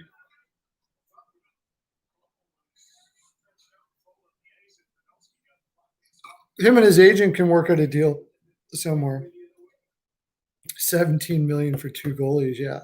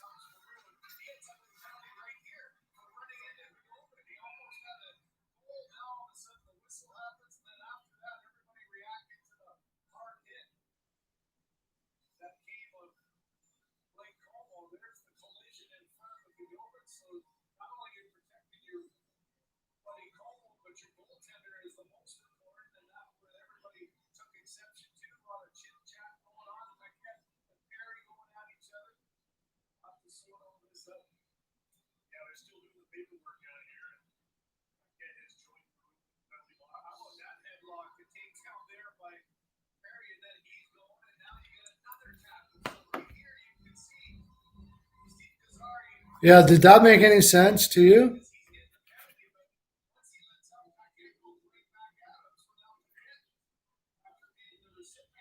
Did that make any sense to you? You signed Bobrovsky to a 7-year, $10 million a year contract. And then you take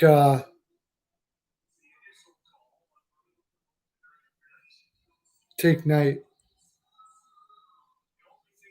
Didn't make any sense. Knight was going to be ready before Bobrovsky's contract by a long shot. Talk about awkward.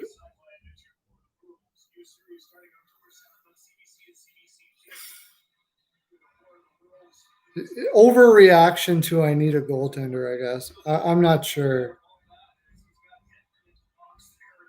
Yeah, it does have Talon written all over because he has a history of overpaying for goaltenders, for sure. What was that Swedish Swiss guy from Switzerland that he gave like ridiculous amounts of money to in Chicago? I can't even remember what his name was now.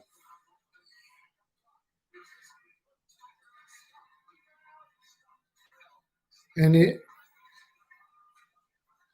should be watching this. I suppose Dallas is putting a lot of pressure on the power play.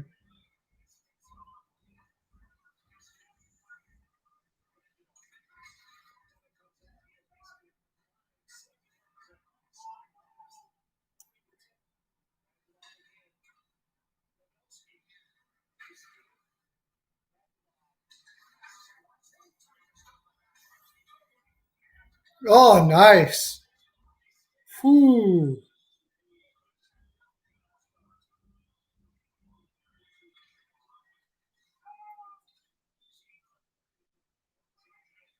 I mean, I didn't mind Stroman for $5 million, but I didn't like Bobrovsky for 10 because yeah.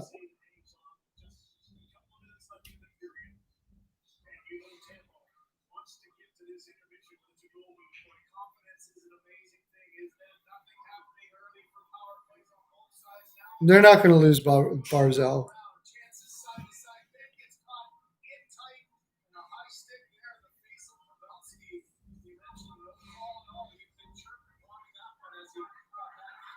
Get her out.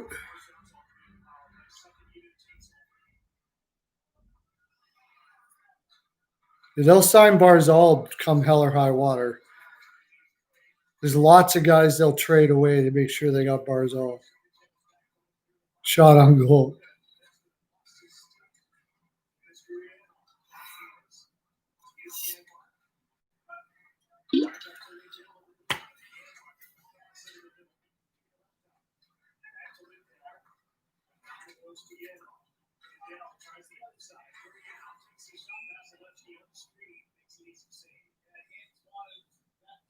It's coffee. It's all right. I shouldn't be drinking coffee this late, I know.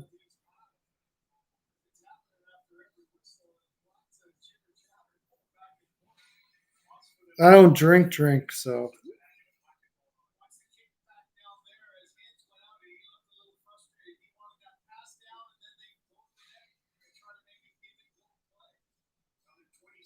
That doesn't sound like enough.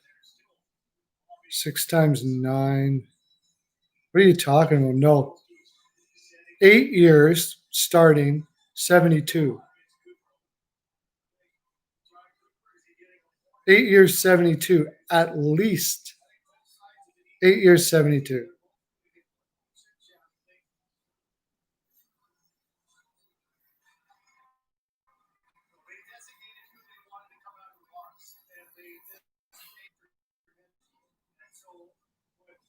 Who knows what can happen in these playoffs?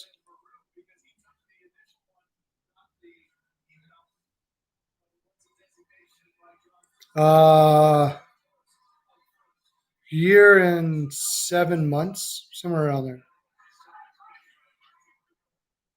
What's today?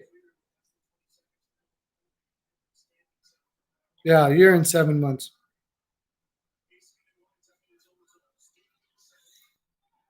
Barzal is going to make $9 million a year at least. Probably 9.5. 8 years is guaranteed. You'd be stupid not to sign him for 8 years now. In 8 years, in 5 years, 9, if you can get him for 9 a year, that contract's going to look not bad.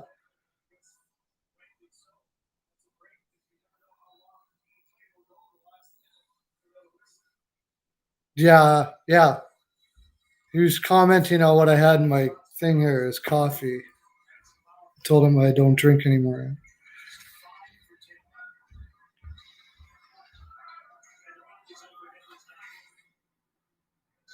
I don't have any jerseys.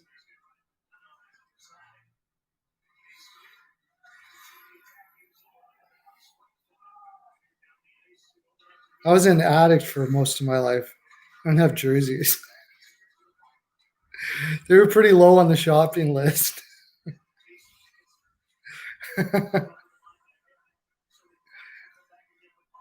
I get lots of followers here, and I start doing the website that I'm going to be doing and stuff, and then I'll start buying jerseys.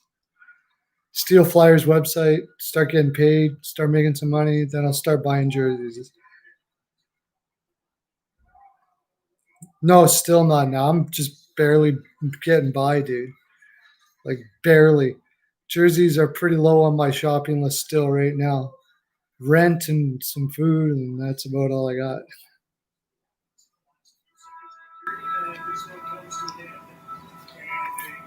Which is a lot. It's great to have it. I'm happy to have it that I got. That's why I don't have a fancy room where I have like, you know, hockey stuff in the background. No, I'm not buying a signed jersey. I'm not really a memorabilia type guy, anyways. Really, to tell you the honest truth. But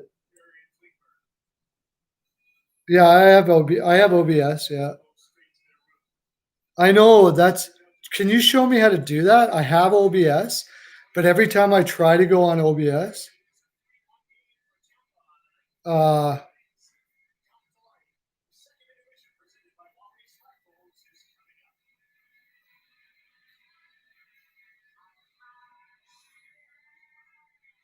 you have 3 jerseys: Bantam jersey, a 1990s Home Flames jersey,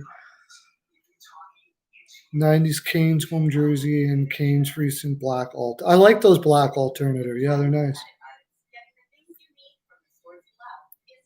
Why did you ask me if I had OBS? Because if I have OBS, you can get people can donate to you, right? And I can't. The thing is I can't figure out how to do it. I've tried. Technology drives me fucking crazy. Fucking crazy. I can't. I hate technology so much and have to love it anyways. That is the only part of what I do that I don't like.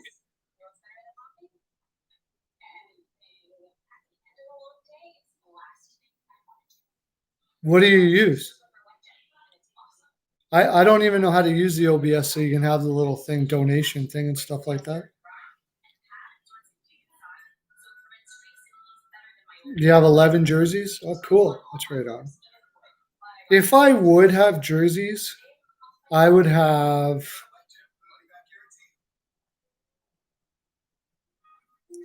I would have jerseys, what jerseys would I have? Well, I'd have the old school ones. I'd have the Hartford Whalers for sure.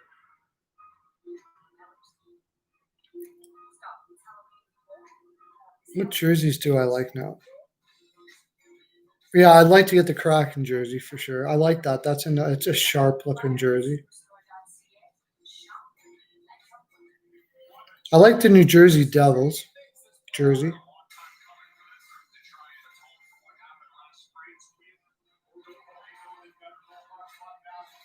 I like Colorado Avalanche. I'd have a Colorado Avalanche jersey.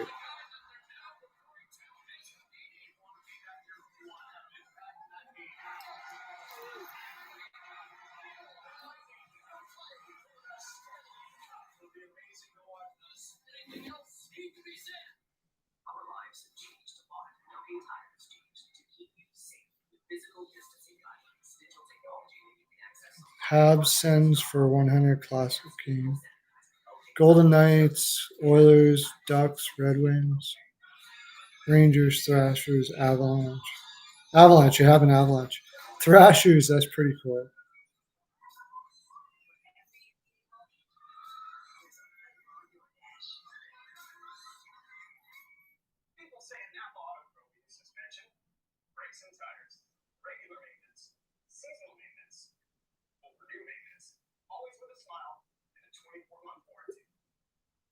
Yeah, both of them are pretty cool, but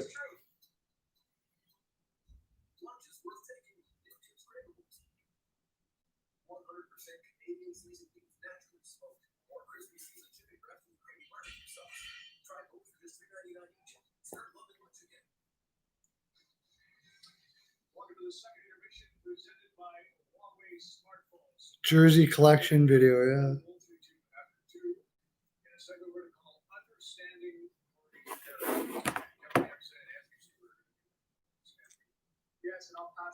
Oh yeah, by the way, everybody followed NHL news reports, right?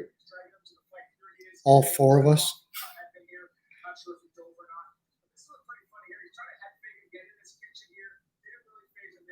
pass it off to Juice here in this round. Well, Stu, your brother knows this. We call this his act. And Perry does his act right here. Teaching point. Lock in that choke, kids. Lock it in until the referee tells you let go. And then you got to be prepared to get into the receiving end of it. So this is just, the game within the game for Perry. You could watch him and put the ISO cam on every game and see these type of shenanigans that I just said back and I love it. Trying to win the Stanley Cup 13 years apart. That'd be quite an achievement. How about Vasilevsky and other shooting? Well, first of all, I think Dallas has done a nice job getting back into this game. They had 18 shots in that second period, but I'm just not sure of their shot selection. Going into tonight's game, Vasilevsky had given up 18 goals, high blocker. And throughout this entire second period, I saw Dallas have a lot of great chances, but none of the shots went high blocker. And I'm puzzled by this because we know going back to the last series, the Islanders' game plan, point of attack was go high blocker, in particular against the grain, across his body shots. And in this second period, I didn't see any attempts by Dallas going into that area. So there you have understanding Corey Perry, goalie tips, and now time for Dr. for the year. Well, I'm just wondering about the Tomas being a take on the two teams. They've been in the bubble for 9 weeks. The players have put on an unbelievable show for all of us who've been watching. And you're looking at it tonight, like the parade of players going back and forth between the 18K on a Kobe highlights video. It's long. What's that?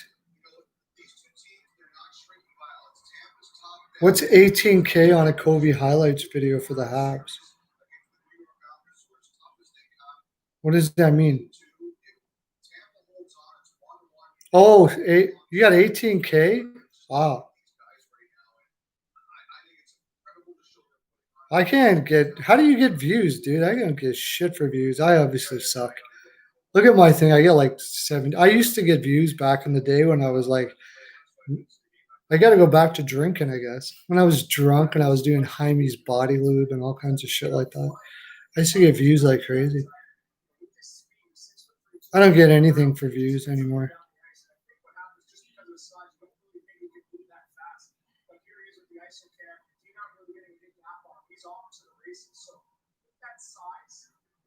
Respecting him, and he's one of those guys because he's a big part of this Dallas Stars offense. So, big guy gets to them. They're going to need more of this from him if they want to get back. Sweet. So Anthony, you have your academy here in Toronto, and Kevin has his in California, and you collaborated on Saturdays. We're at the Bond Iceplex. I believe we're Andrew Pavlino grew up playing. And apologize for the video here, but this is Stevie on his Black Coyote Pearl. I'm filming, and I'm talking to the defenseman of his 06 Toronto Young Cavs AAA team. And I'm basically saying, when you're defending a 3-on-2, use the blue line as your friend. So that could be the great equalizer. And if Ford gets the puck and he's ahead of support, you attack him at the Go to iPad to. watch Ryan McDonough execute. What's that mean? This is a 3-on-2, potential for a 4-on-2. He realizes this. He's aggressive on Dickinson. He forces the cutback, and right away, look at his own one. He knows he put him offside. That's all he's trying to do. What got to go? Going to die. Okay, cool. Right on. Now I got you. Whoever's here, come on in. Sit down. Come with all the cool kids. All the cool kids are here. Wow, Ninner's leaving because his iPad's dying, or so he says.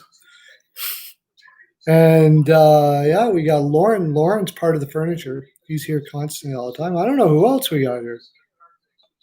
We got somebody else here. Some people creeping in here to the channel.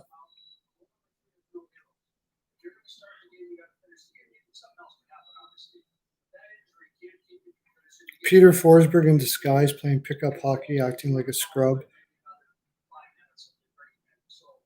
Oh, really? Where did you see that? Like my many buys. Yeah. Okay. Yeah. Bye.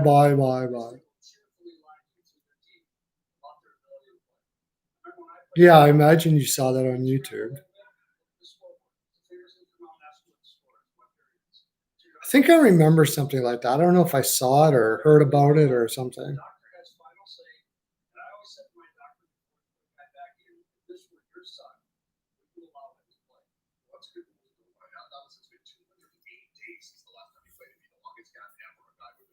Yeah, I think I remember seeing that actually.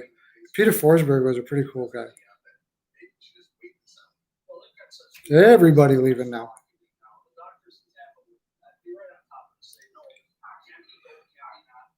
He says he can go on the doctor's where he's going to go. But again, he would have a really good handle on this. Medical care of the NHL is outstanding. And listen, the addition would be exponential because only Alexander Ovechkin has more goals scored since Stamkos entered the league back in 2008. Oh yeah, I did see that. I'm pretty sure I did see that actually. Stanley Cup playoffs, he's got 5 shots, tops in the game. They're in it just 3-1. Tampa Bay. This intermission brought to you by Huawei P40 Series 5G, world's best smartphone camera. Playdown.com is your one-stop online gambling spot. Explore hundreds of casino games. See if your lotto numbers come out on top. And bet on your favorite teams. Playdown.com. Probably. You never know with these playoffs, though.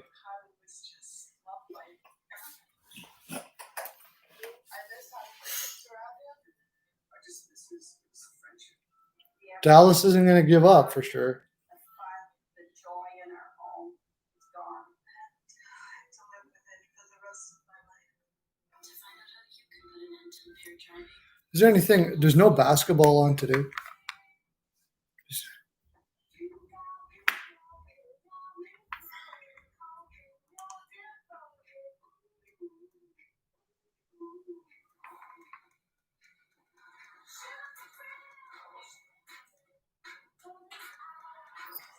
Oh, football, right? My Saints are on, and I forgot all about it. I'm not a huge football fan, but I'm getting better at it.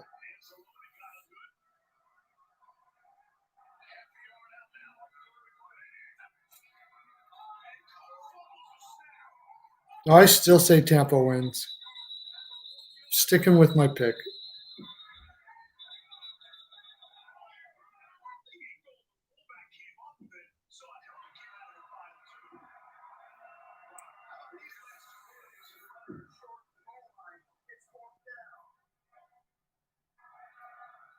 The Saints shifted really late. They're trying to get somebody to jump off sides. When they shifted, Rodney Hudson had to make a call. Hudson's one of the best centers in the NFL. I'm just seeing what the football game score is now.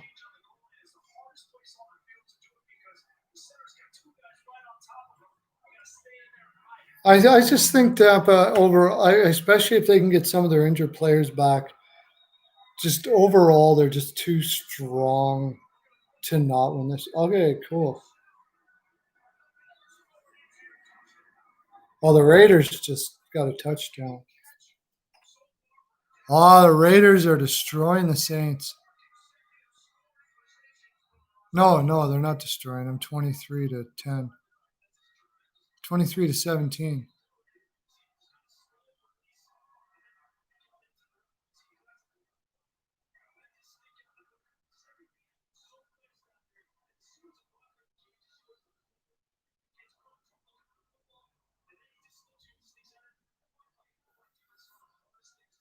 $23, 24-17. No, it's not even close to over yet.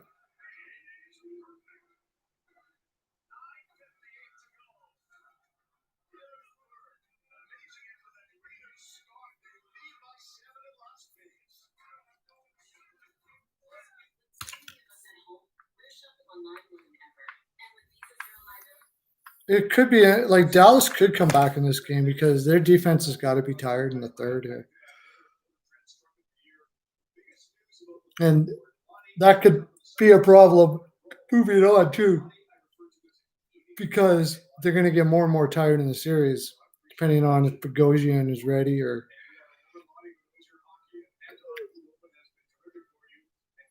or Shen. Because, I mean, you don't want Ruda playing lots of minutes in the playoffs, that's for sure.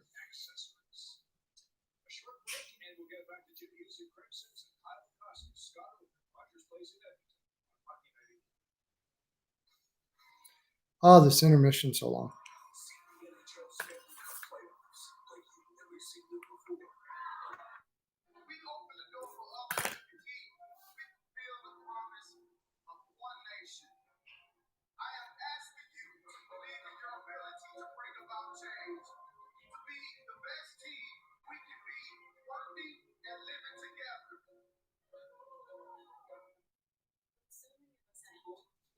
online more than ever.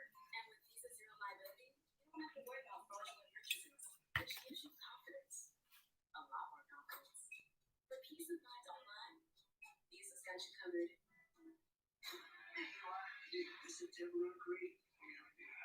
Catch the latest hit news. Do everything possible. Did we talk about that Pittsburgh trade? Oh yeah, look, okay, there's something. Where do you think Ekman Larson's going to go?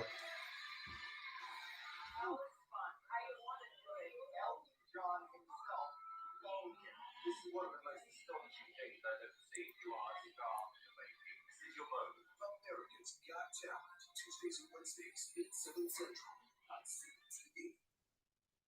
Yeah, I thought about that. Behind the scenes of the Stanley Cup playoffs and the 6-part all-access series quest for the Stanley Cup. I wonder if Winnipeg will be lining up. Empowering discussions with some of the most influential women in sport. Top of the game with Tara Sloan. Sundays on Sportsnet. But I don't know what they would give up.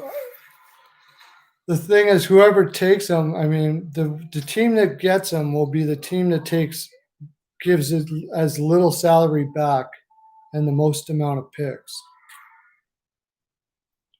I did one where Montreal offered Dano, Mete, their first this year, and I think I had somebody else too. Cereal selling presented by Frosted Flakes. They're great. Can't remember who it was though. Colorado. Frosted Flakes on great game time snack. Probably like there's the team that'll likely do it is Toronto, and I don't think they should. Like, how are you going to fill out your roster if you sign Peter Angelo?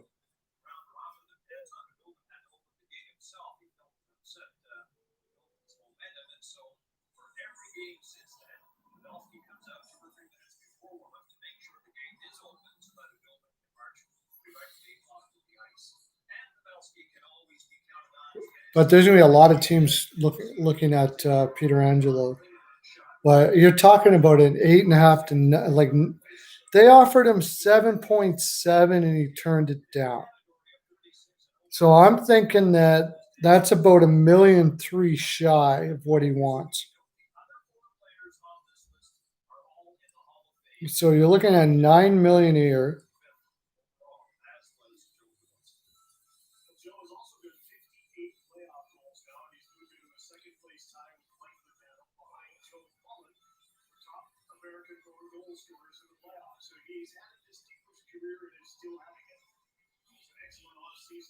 No, I doubt that. He doesn't draft on point totals. He drafts on. They're heavy in analytics totals. They're big analytics guys.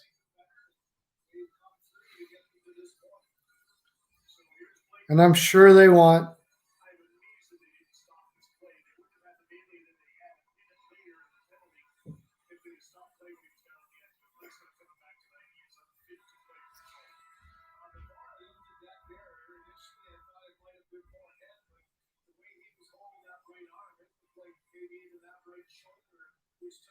Jamie Benn got hurt? No, Ben's hurt. I think that was Como. So where did Peter Angelo go?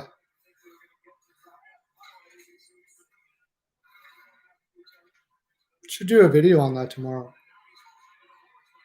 I just have a feeling he's going to go to Toronto. Isn't he from Ontario? Peter Angelo?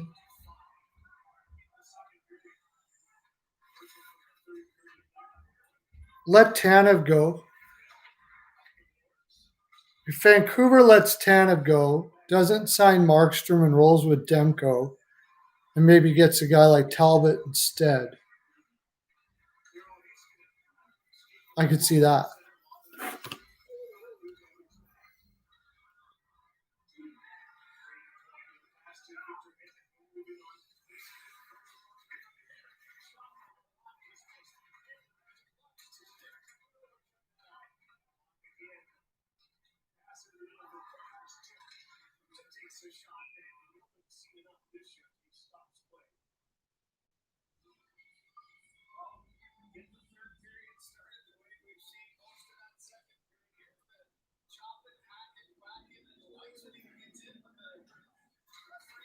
Yeah, he's from Ontario.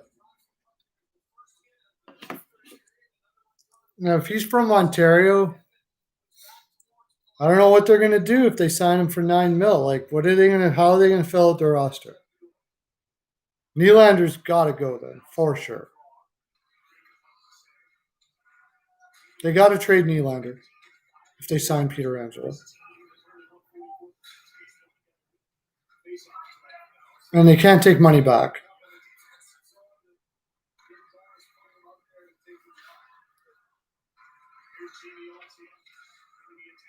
He's 30 years old, and Ottawa's rebuilding. Has Ottawa showed you as a team that's willing to pay one guy that kind of money for 8 years? You gotta remember, it's going to be an 8-year contract, 7-year contract at least. So, and you're going to have to trade for his rights.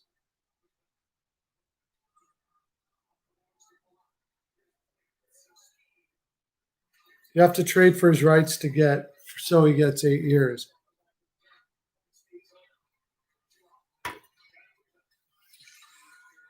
But Ottawa, sure, I suppose. Detroit actually makes more sense.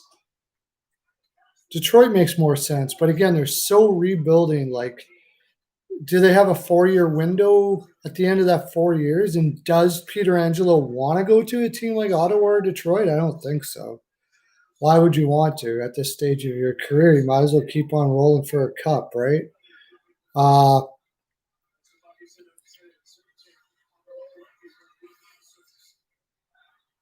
Who were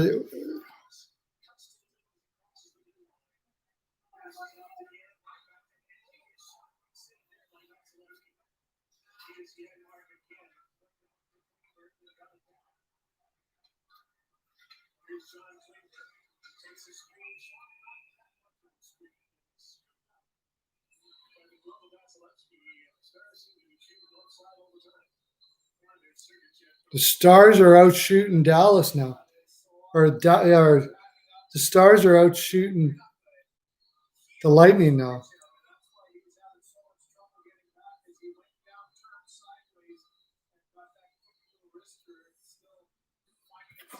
I'm gonna have to look up my. I wonder if I do this, if I go like this.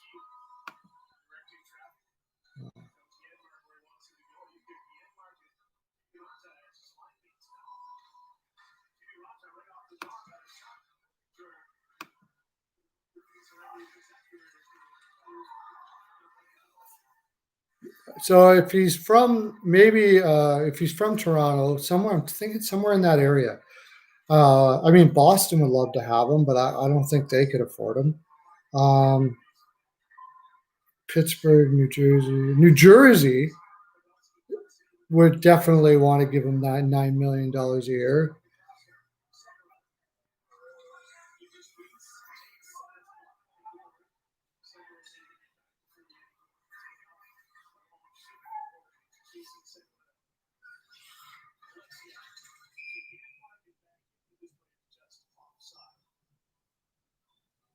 I think Hall's going to Calgary. I think Hall's going to Calgary. I'm almost certain that Hall's going to Calgary, and Gaudreau is going to be traded. Now, Montreal could go after Gaudreau and then get Hoffman. They could go after Peter Angelo, too. There's your answer right there. But then why would you have gone out and got Edmondson?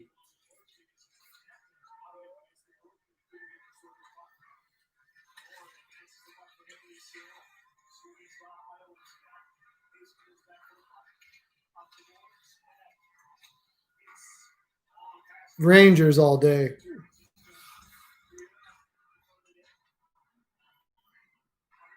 Rangers all day are in a better place for sure.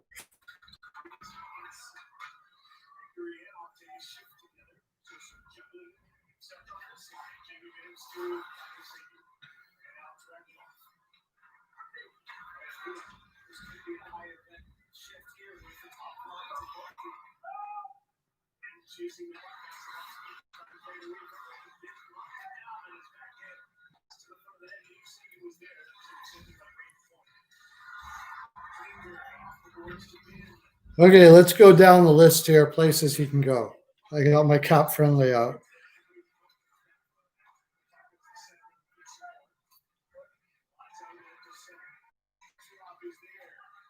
The Isles have got a lot of work to do. I'm not sure. There's going to be a lot of things that have to happen for the Isles to be a cup contender.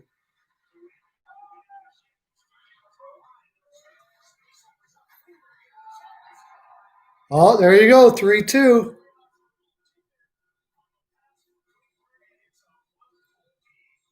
Wow.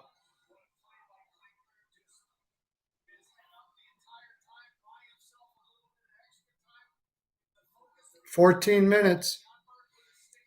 Dallas has been outplaying them all game.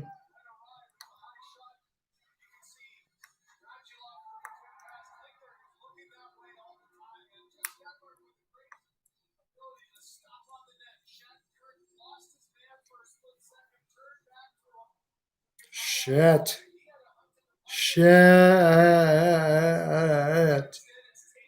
I need this pick, man. 14 minutes left. I'm getting a little nervous now, yeah.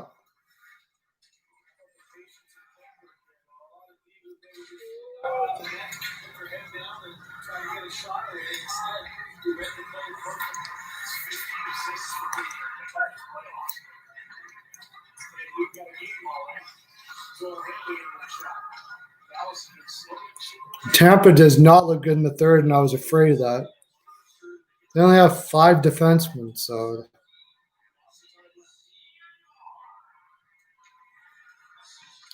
Well, I was going to say, Fat. All right, off tomorrow morning, 3 o'clock, Perlo's House is spanking for you.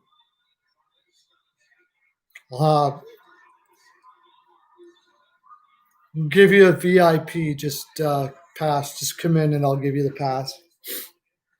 But so we're talking about where Peter Angelo is going to go.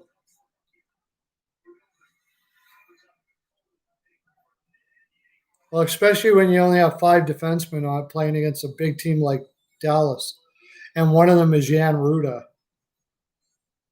Don't like that at all. If I would have known that those guys were out, I would probably wouldn't have bet for Tampa here. But so, anyways, what about Vegas?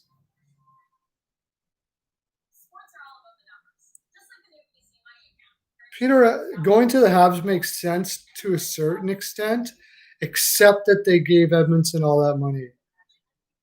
So now you got Weber, but it's possible. You would have one of the best defense in the league for sure. Weber, Petrie, Sherratt, Peter Angelo. That'd be one hell of a top 4. And then you'd still have a little money to increase to get a better offense, especially if you can trade off Domi for picks and stuff like that. But it's going to be interesting. Montreal definitely could be the play. Close to home. The only thing for Peter Angelo is how much does he actually care about money? If he's not going to stay in St. Louis, why would he go to Montreal where they have the highest taxes in the league? If money is really the issue, they might as well just stay in St. Louis. That's why I think it's possible he's not going to Montreal. What about Vegas? I know they're kind of capped out, but they could move some salary to fit Peter Angelo in.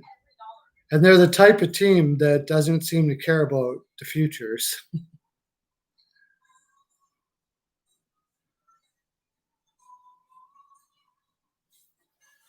That's weird because Eric Kalla was known for his work ethic in Vegas. So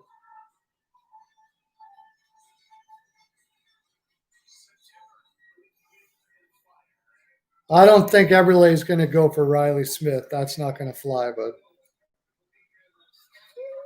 no way. Riley Smith is one of the best two-way wingers in the league. I don't think he's going to go for Eberle.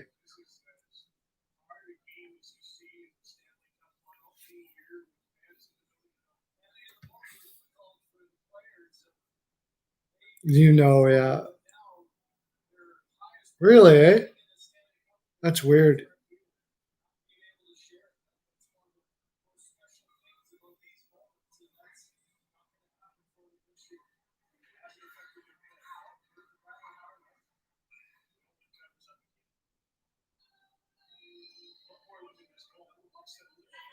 I wonder if maybe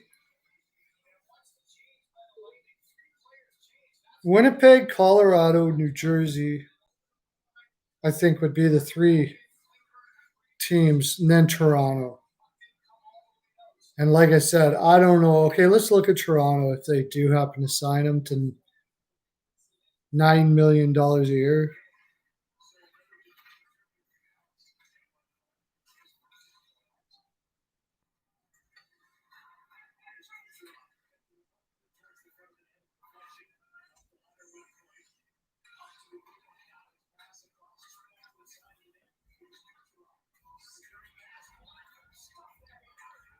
Wow, Tampa Bay just almost made a 4-2.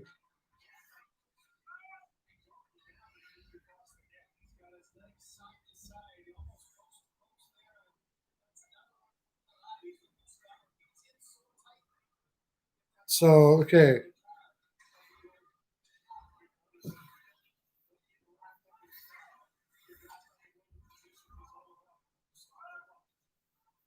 So if Toronto gave Peter Angelo $9 million,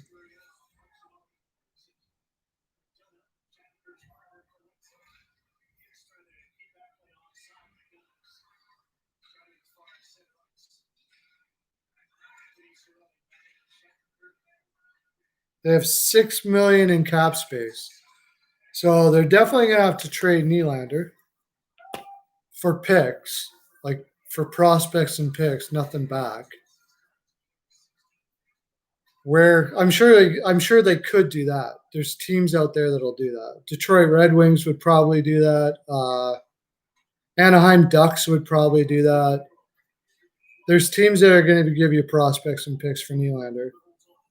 So now you don't have that winger, and you have basically 4 defensemen.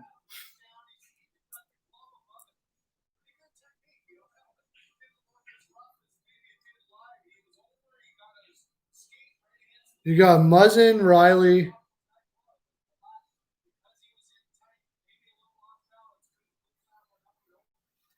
Peter Angelo,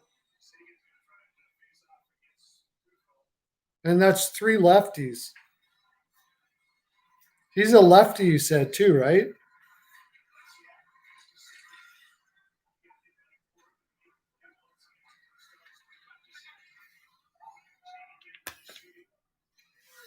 I'd be all over it if they can fit him under the cap. Especially if we can pick Askarov. But I don't think Askarov's going to make it that far down.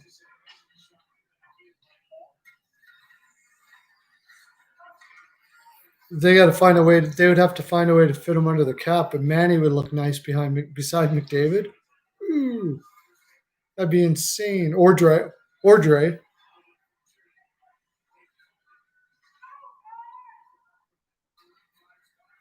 No, I'm saying if we could draft Askarov and get rid of that prospect for Nylander. Oh, 4-2.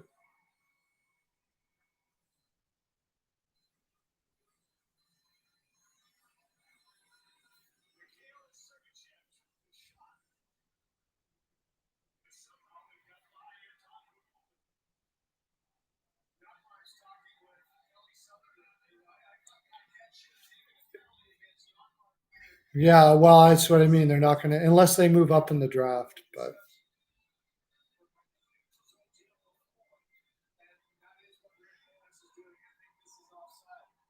oh no way! Was it offside?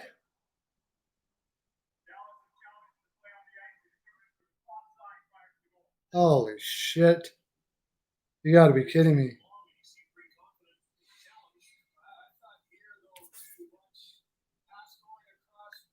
Well, it's way offside.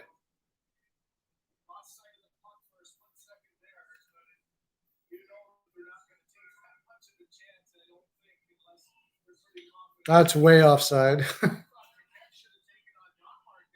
That was so offside. Not even close.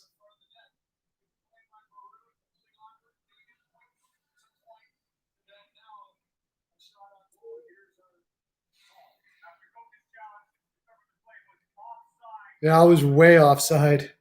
Gotta say, can't really argue with that one. Refs are kind of like way offside. Oh my gosh.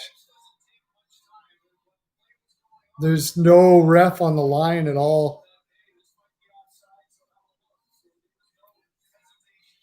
I'll tell you, these playoffs have been cray-cray.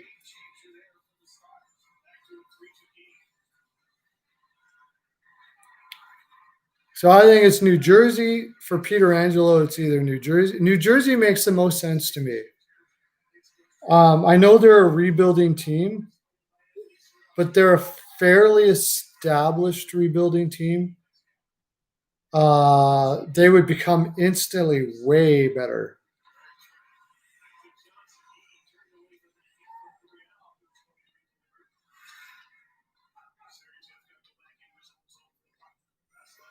They're not going to give up anybody to move Jesse Puljujarvi. Jesse Puljujarvi might even play for the Oilers next year. You mean like give up somebody and then with Puljujarvi attached? I think it's possible. I think it's a very good chance Puljujarvi plays for the Oilers next year. They also could be. Holy shit, that was close.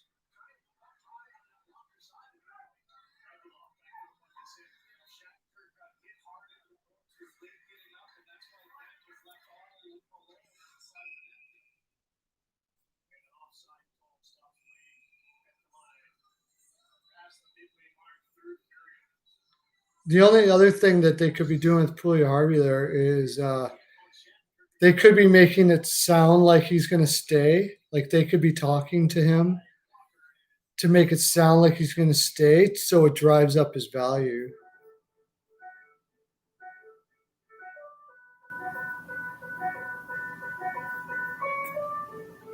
So his value is a little higher.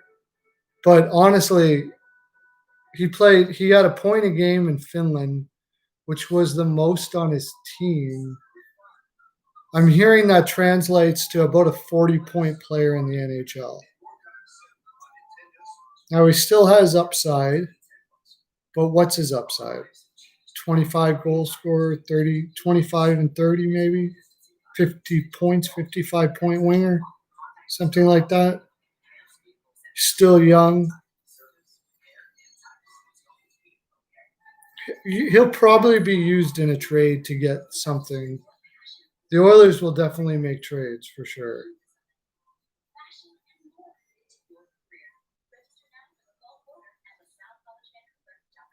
Package Puljujarvi.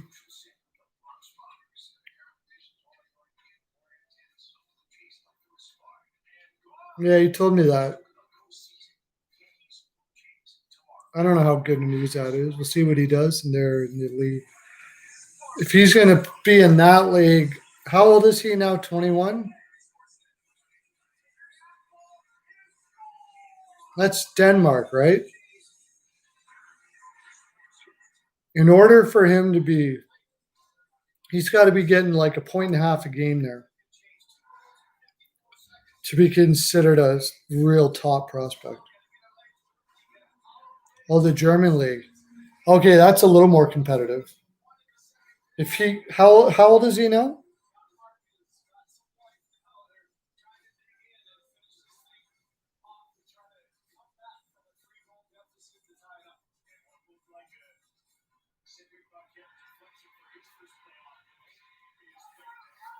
Nine minutes left, 3-2.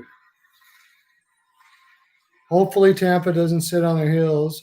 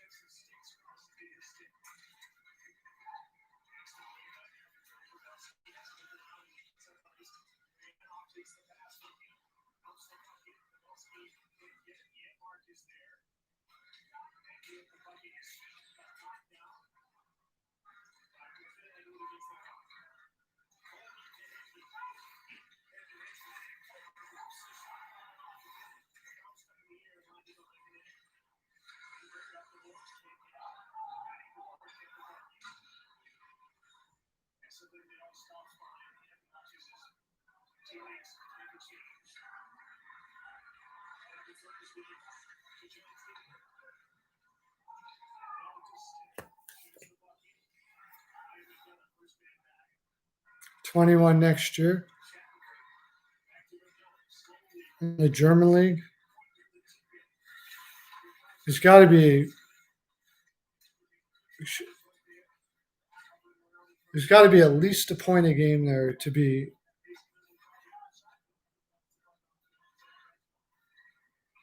He's got to be at least a point a game to be considered a very high prospect in the German league.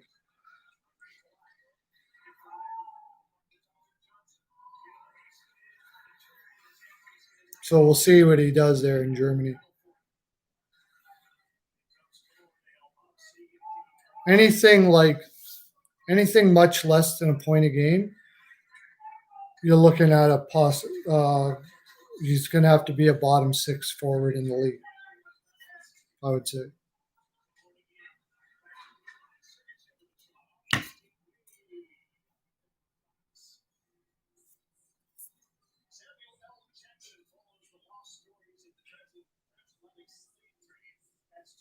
If he makes it bottom 6, I'm just saying he would have to be a bottom 6.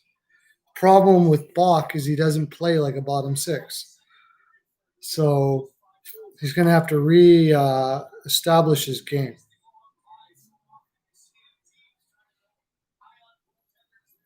He's going to have to rethink his game, play his game differently. That's what happens to a lot of players. Like they have.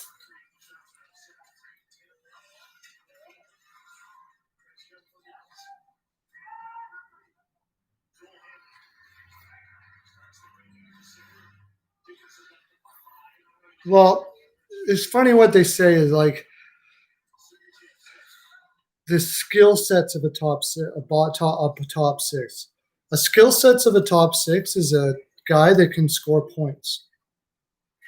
What quite often is said is the guy has to play in the top 6. And the reason why he has to play in the top 6 is he doesn't have the size and defensive ability to play in the bottom 6. But he's a skilled player that's not skilled enough to be in the top 6. You see what I mean? Now, if he can reinvent his game into a defensive prowess type player, I don't know how good Bach is defensively, to tell you the honest truth. I haven't heard anything about him that way.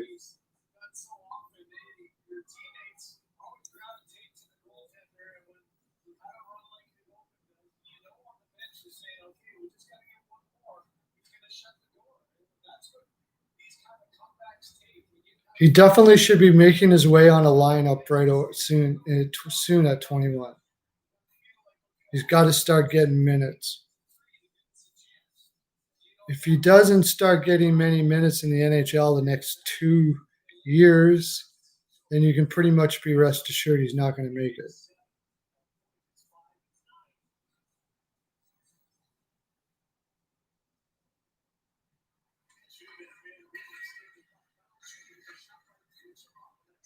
That was a nice shot by Kucherov right there.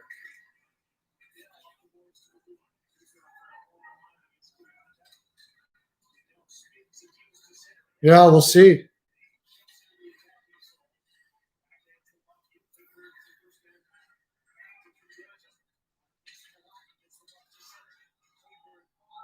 Yeah, I don't know much about Salgren either. I mean, we got guys here in Edmonton that say people are filling in Benson on a line here and a line there. And I'm like, I don't know. I'm not even sure Benson's going to make the playoffs. And he was a first round pick for the Oilers, or if he's going to even make the team. I don't even know right now because of his foot speed if Benson will be an NHLer. Oh yeah.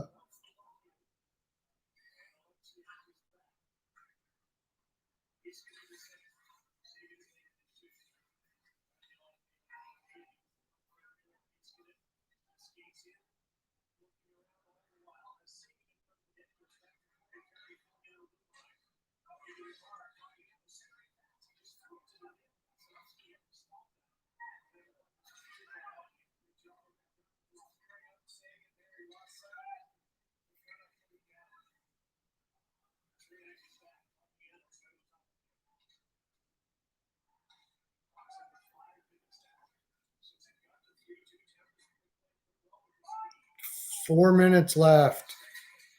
We got to get through a pulled goaltender unless Tampa can score. I got to say one thing. Tampa Bay hasn't been back on their heels here.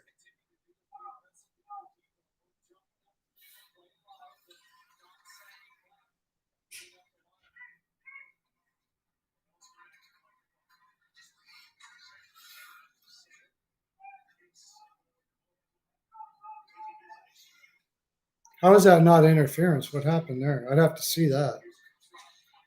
Ooh.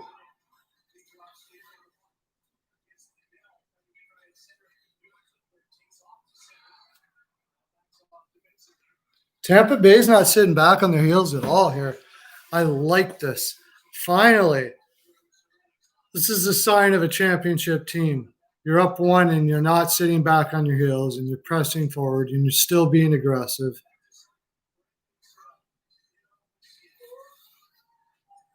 Yeah, the way they're playing, this is what I like to see. This is what champions are all about right here. Champion teams don't sit back on their heels when they get a lead and do a little box in front of the freaking slot and hope to hell that they block every shot. Championship teams play aggressive offensive zone style game.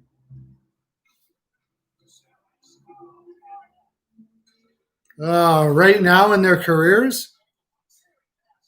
Good question, honestly. I need to see Fleury play more again. He had a bad year. Bad year.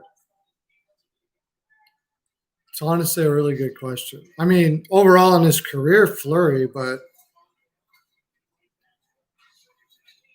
Fleury really had a bad year. Has a lot of people wondering if he'll ever get it back.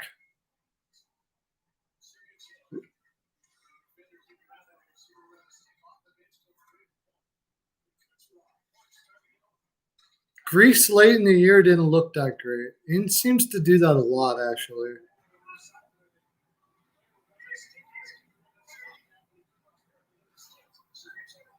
Oh.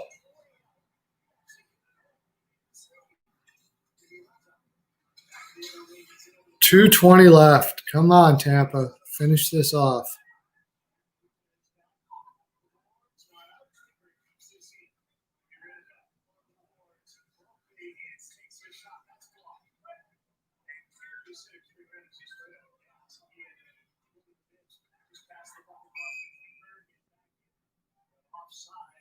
Yeah, I'm not talking about that, but even late in the year, Grace fell off quite a bit.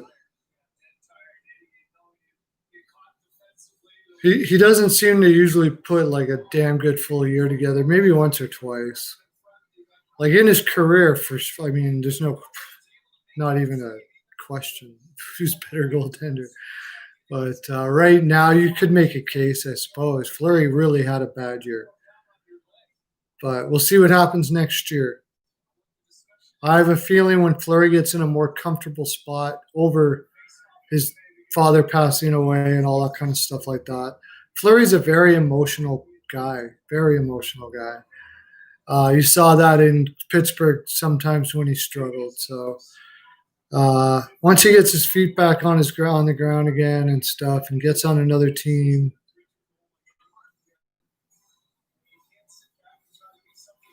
First ballot Hall of Famer, absolutely. First ballot Hall of Famer, no doubt about it. Just for the human being that he is alone, let alone how great of a goaltender he was. Yeah, he does. You're right, Lauren. He does wear his emotions on his jersey for sure.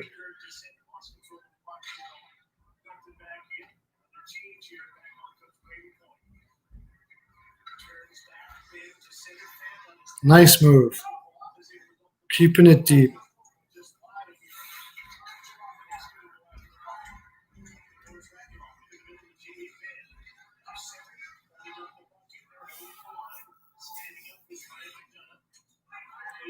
Yeah, he's a great teammate, but I gotta tell you, like, this really bothered him. What happened in Vegas really bothered him.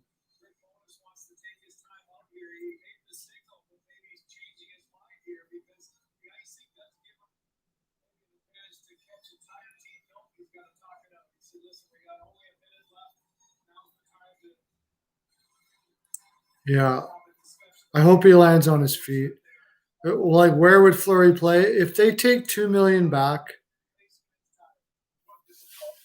And he could go to San Jose if they can find a place for Jones.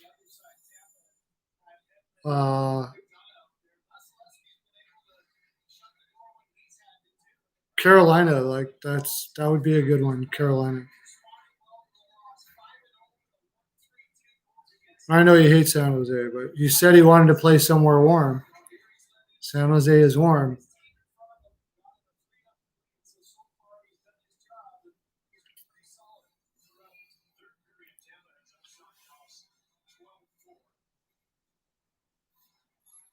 I'm sure ultimately he wants to be able to have a cup. Panthers. Calgary, although that's not warm, but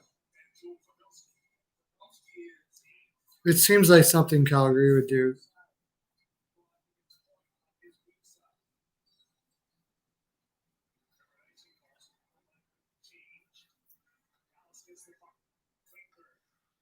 Oh, it scares me.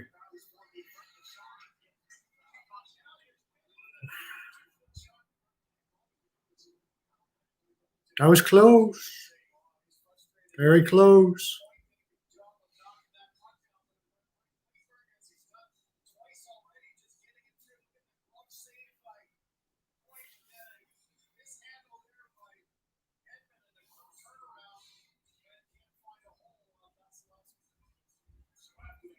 Well, I don't even think it's lying to themselves. I think they have an owner that just will not give up.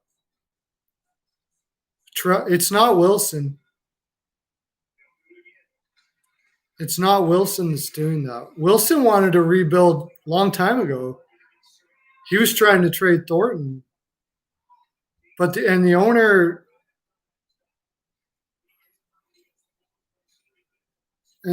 was okay with him trading Thornton. And then all of a sudden they signed Carlson. If I would have had the over right now, I would have been losing my shit.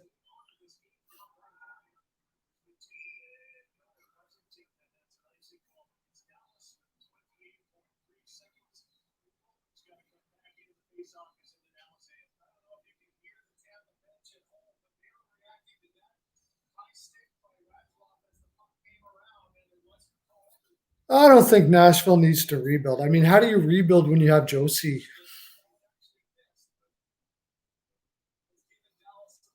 Tampa. Tampa's going to win the series.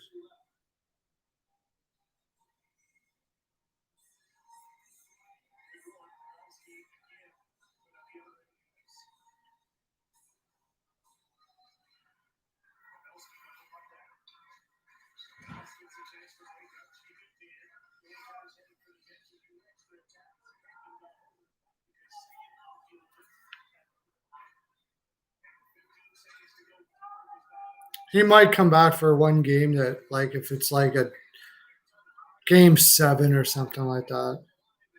That's much my gut feeling on that.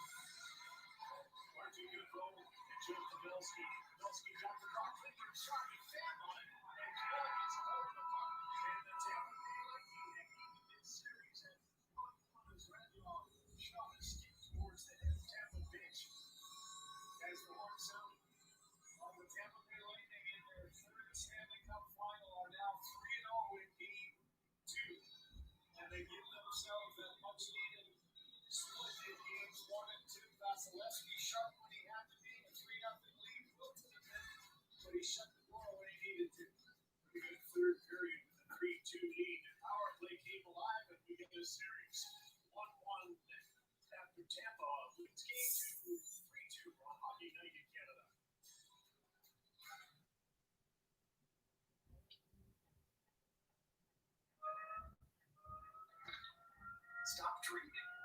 Start driving. Real Tag Days are here with great offers on the Corolla and other select models. Visit shoptoyota.ca. Who says plant-based food has to taste like black? We don't think they do. So when creating PC plant-based coconut milk frozen dessert, we ditch the dairy and use luscious, creamy, fresh coconut milk instead. That's impressive. So, getting curious? Way ahead. Nice. Enjoy that silky, rich dairy-free dessert without compromising. I think if Stamkos comes back, he won't play huge minutes anyways. It'll be an energy thing.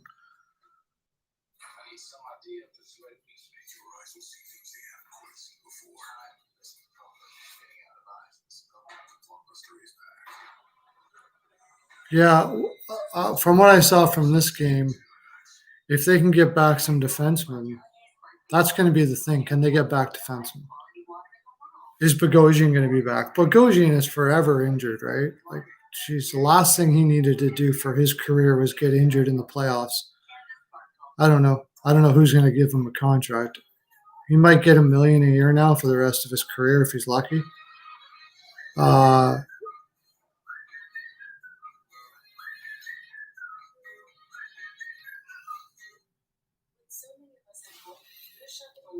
I think, yeah, if they can get Bogosian back, then for sure.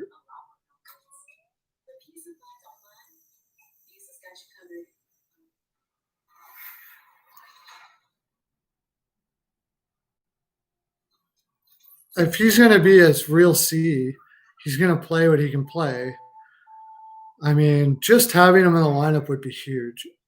I'd put him, like, give him sheltered minutes. Don't overplay him. Just to have him on the bench. I think it would be all right. I think it would be a good energy boost. I don't think they're going to play him tons of minutes. There's no way. If he was going to play tons of minutes, he would already have been playing. If he's not playing now, it's because if he plays, it's risky. He doesn't just all of a sudden wake up one day and go, okay, I'm fine now. You know, like if he's going to play now, it's going to be risky.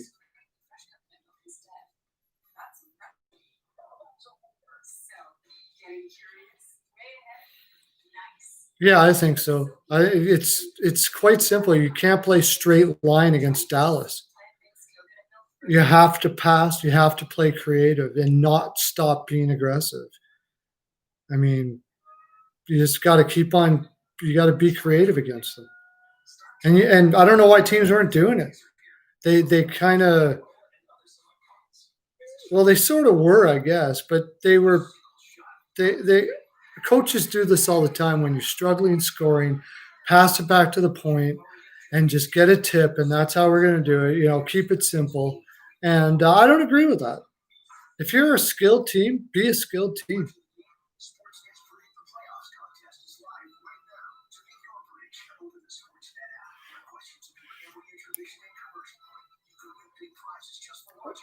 No, are you talking about like Stamkos being in there? I don't think that's going to change anything that way.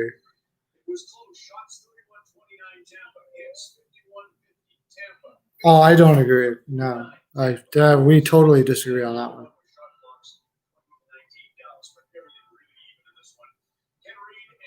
on the show and Sportsnet Central have extended coverage of Tampa tying the series. CBC News, the national. Well, bud, I think I'm going to crash now. She's all over, so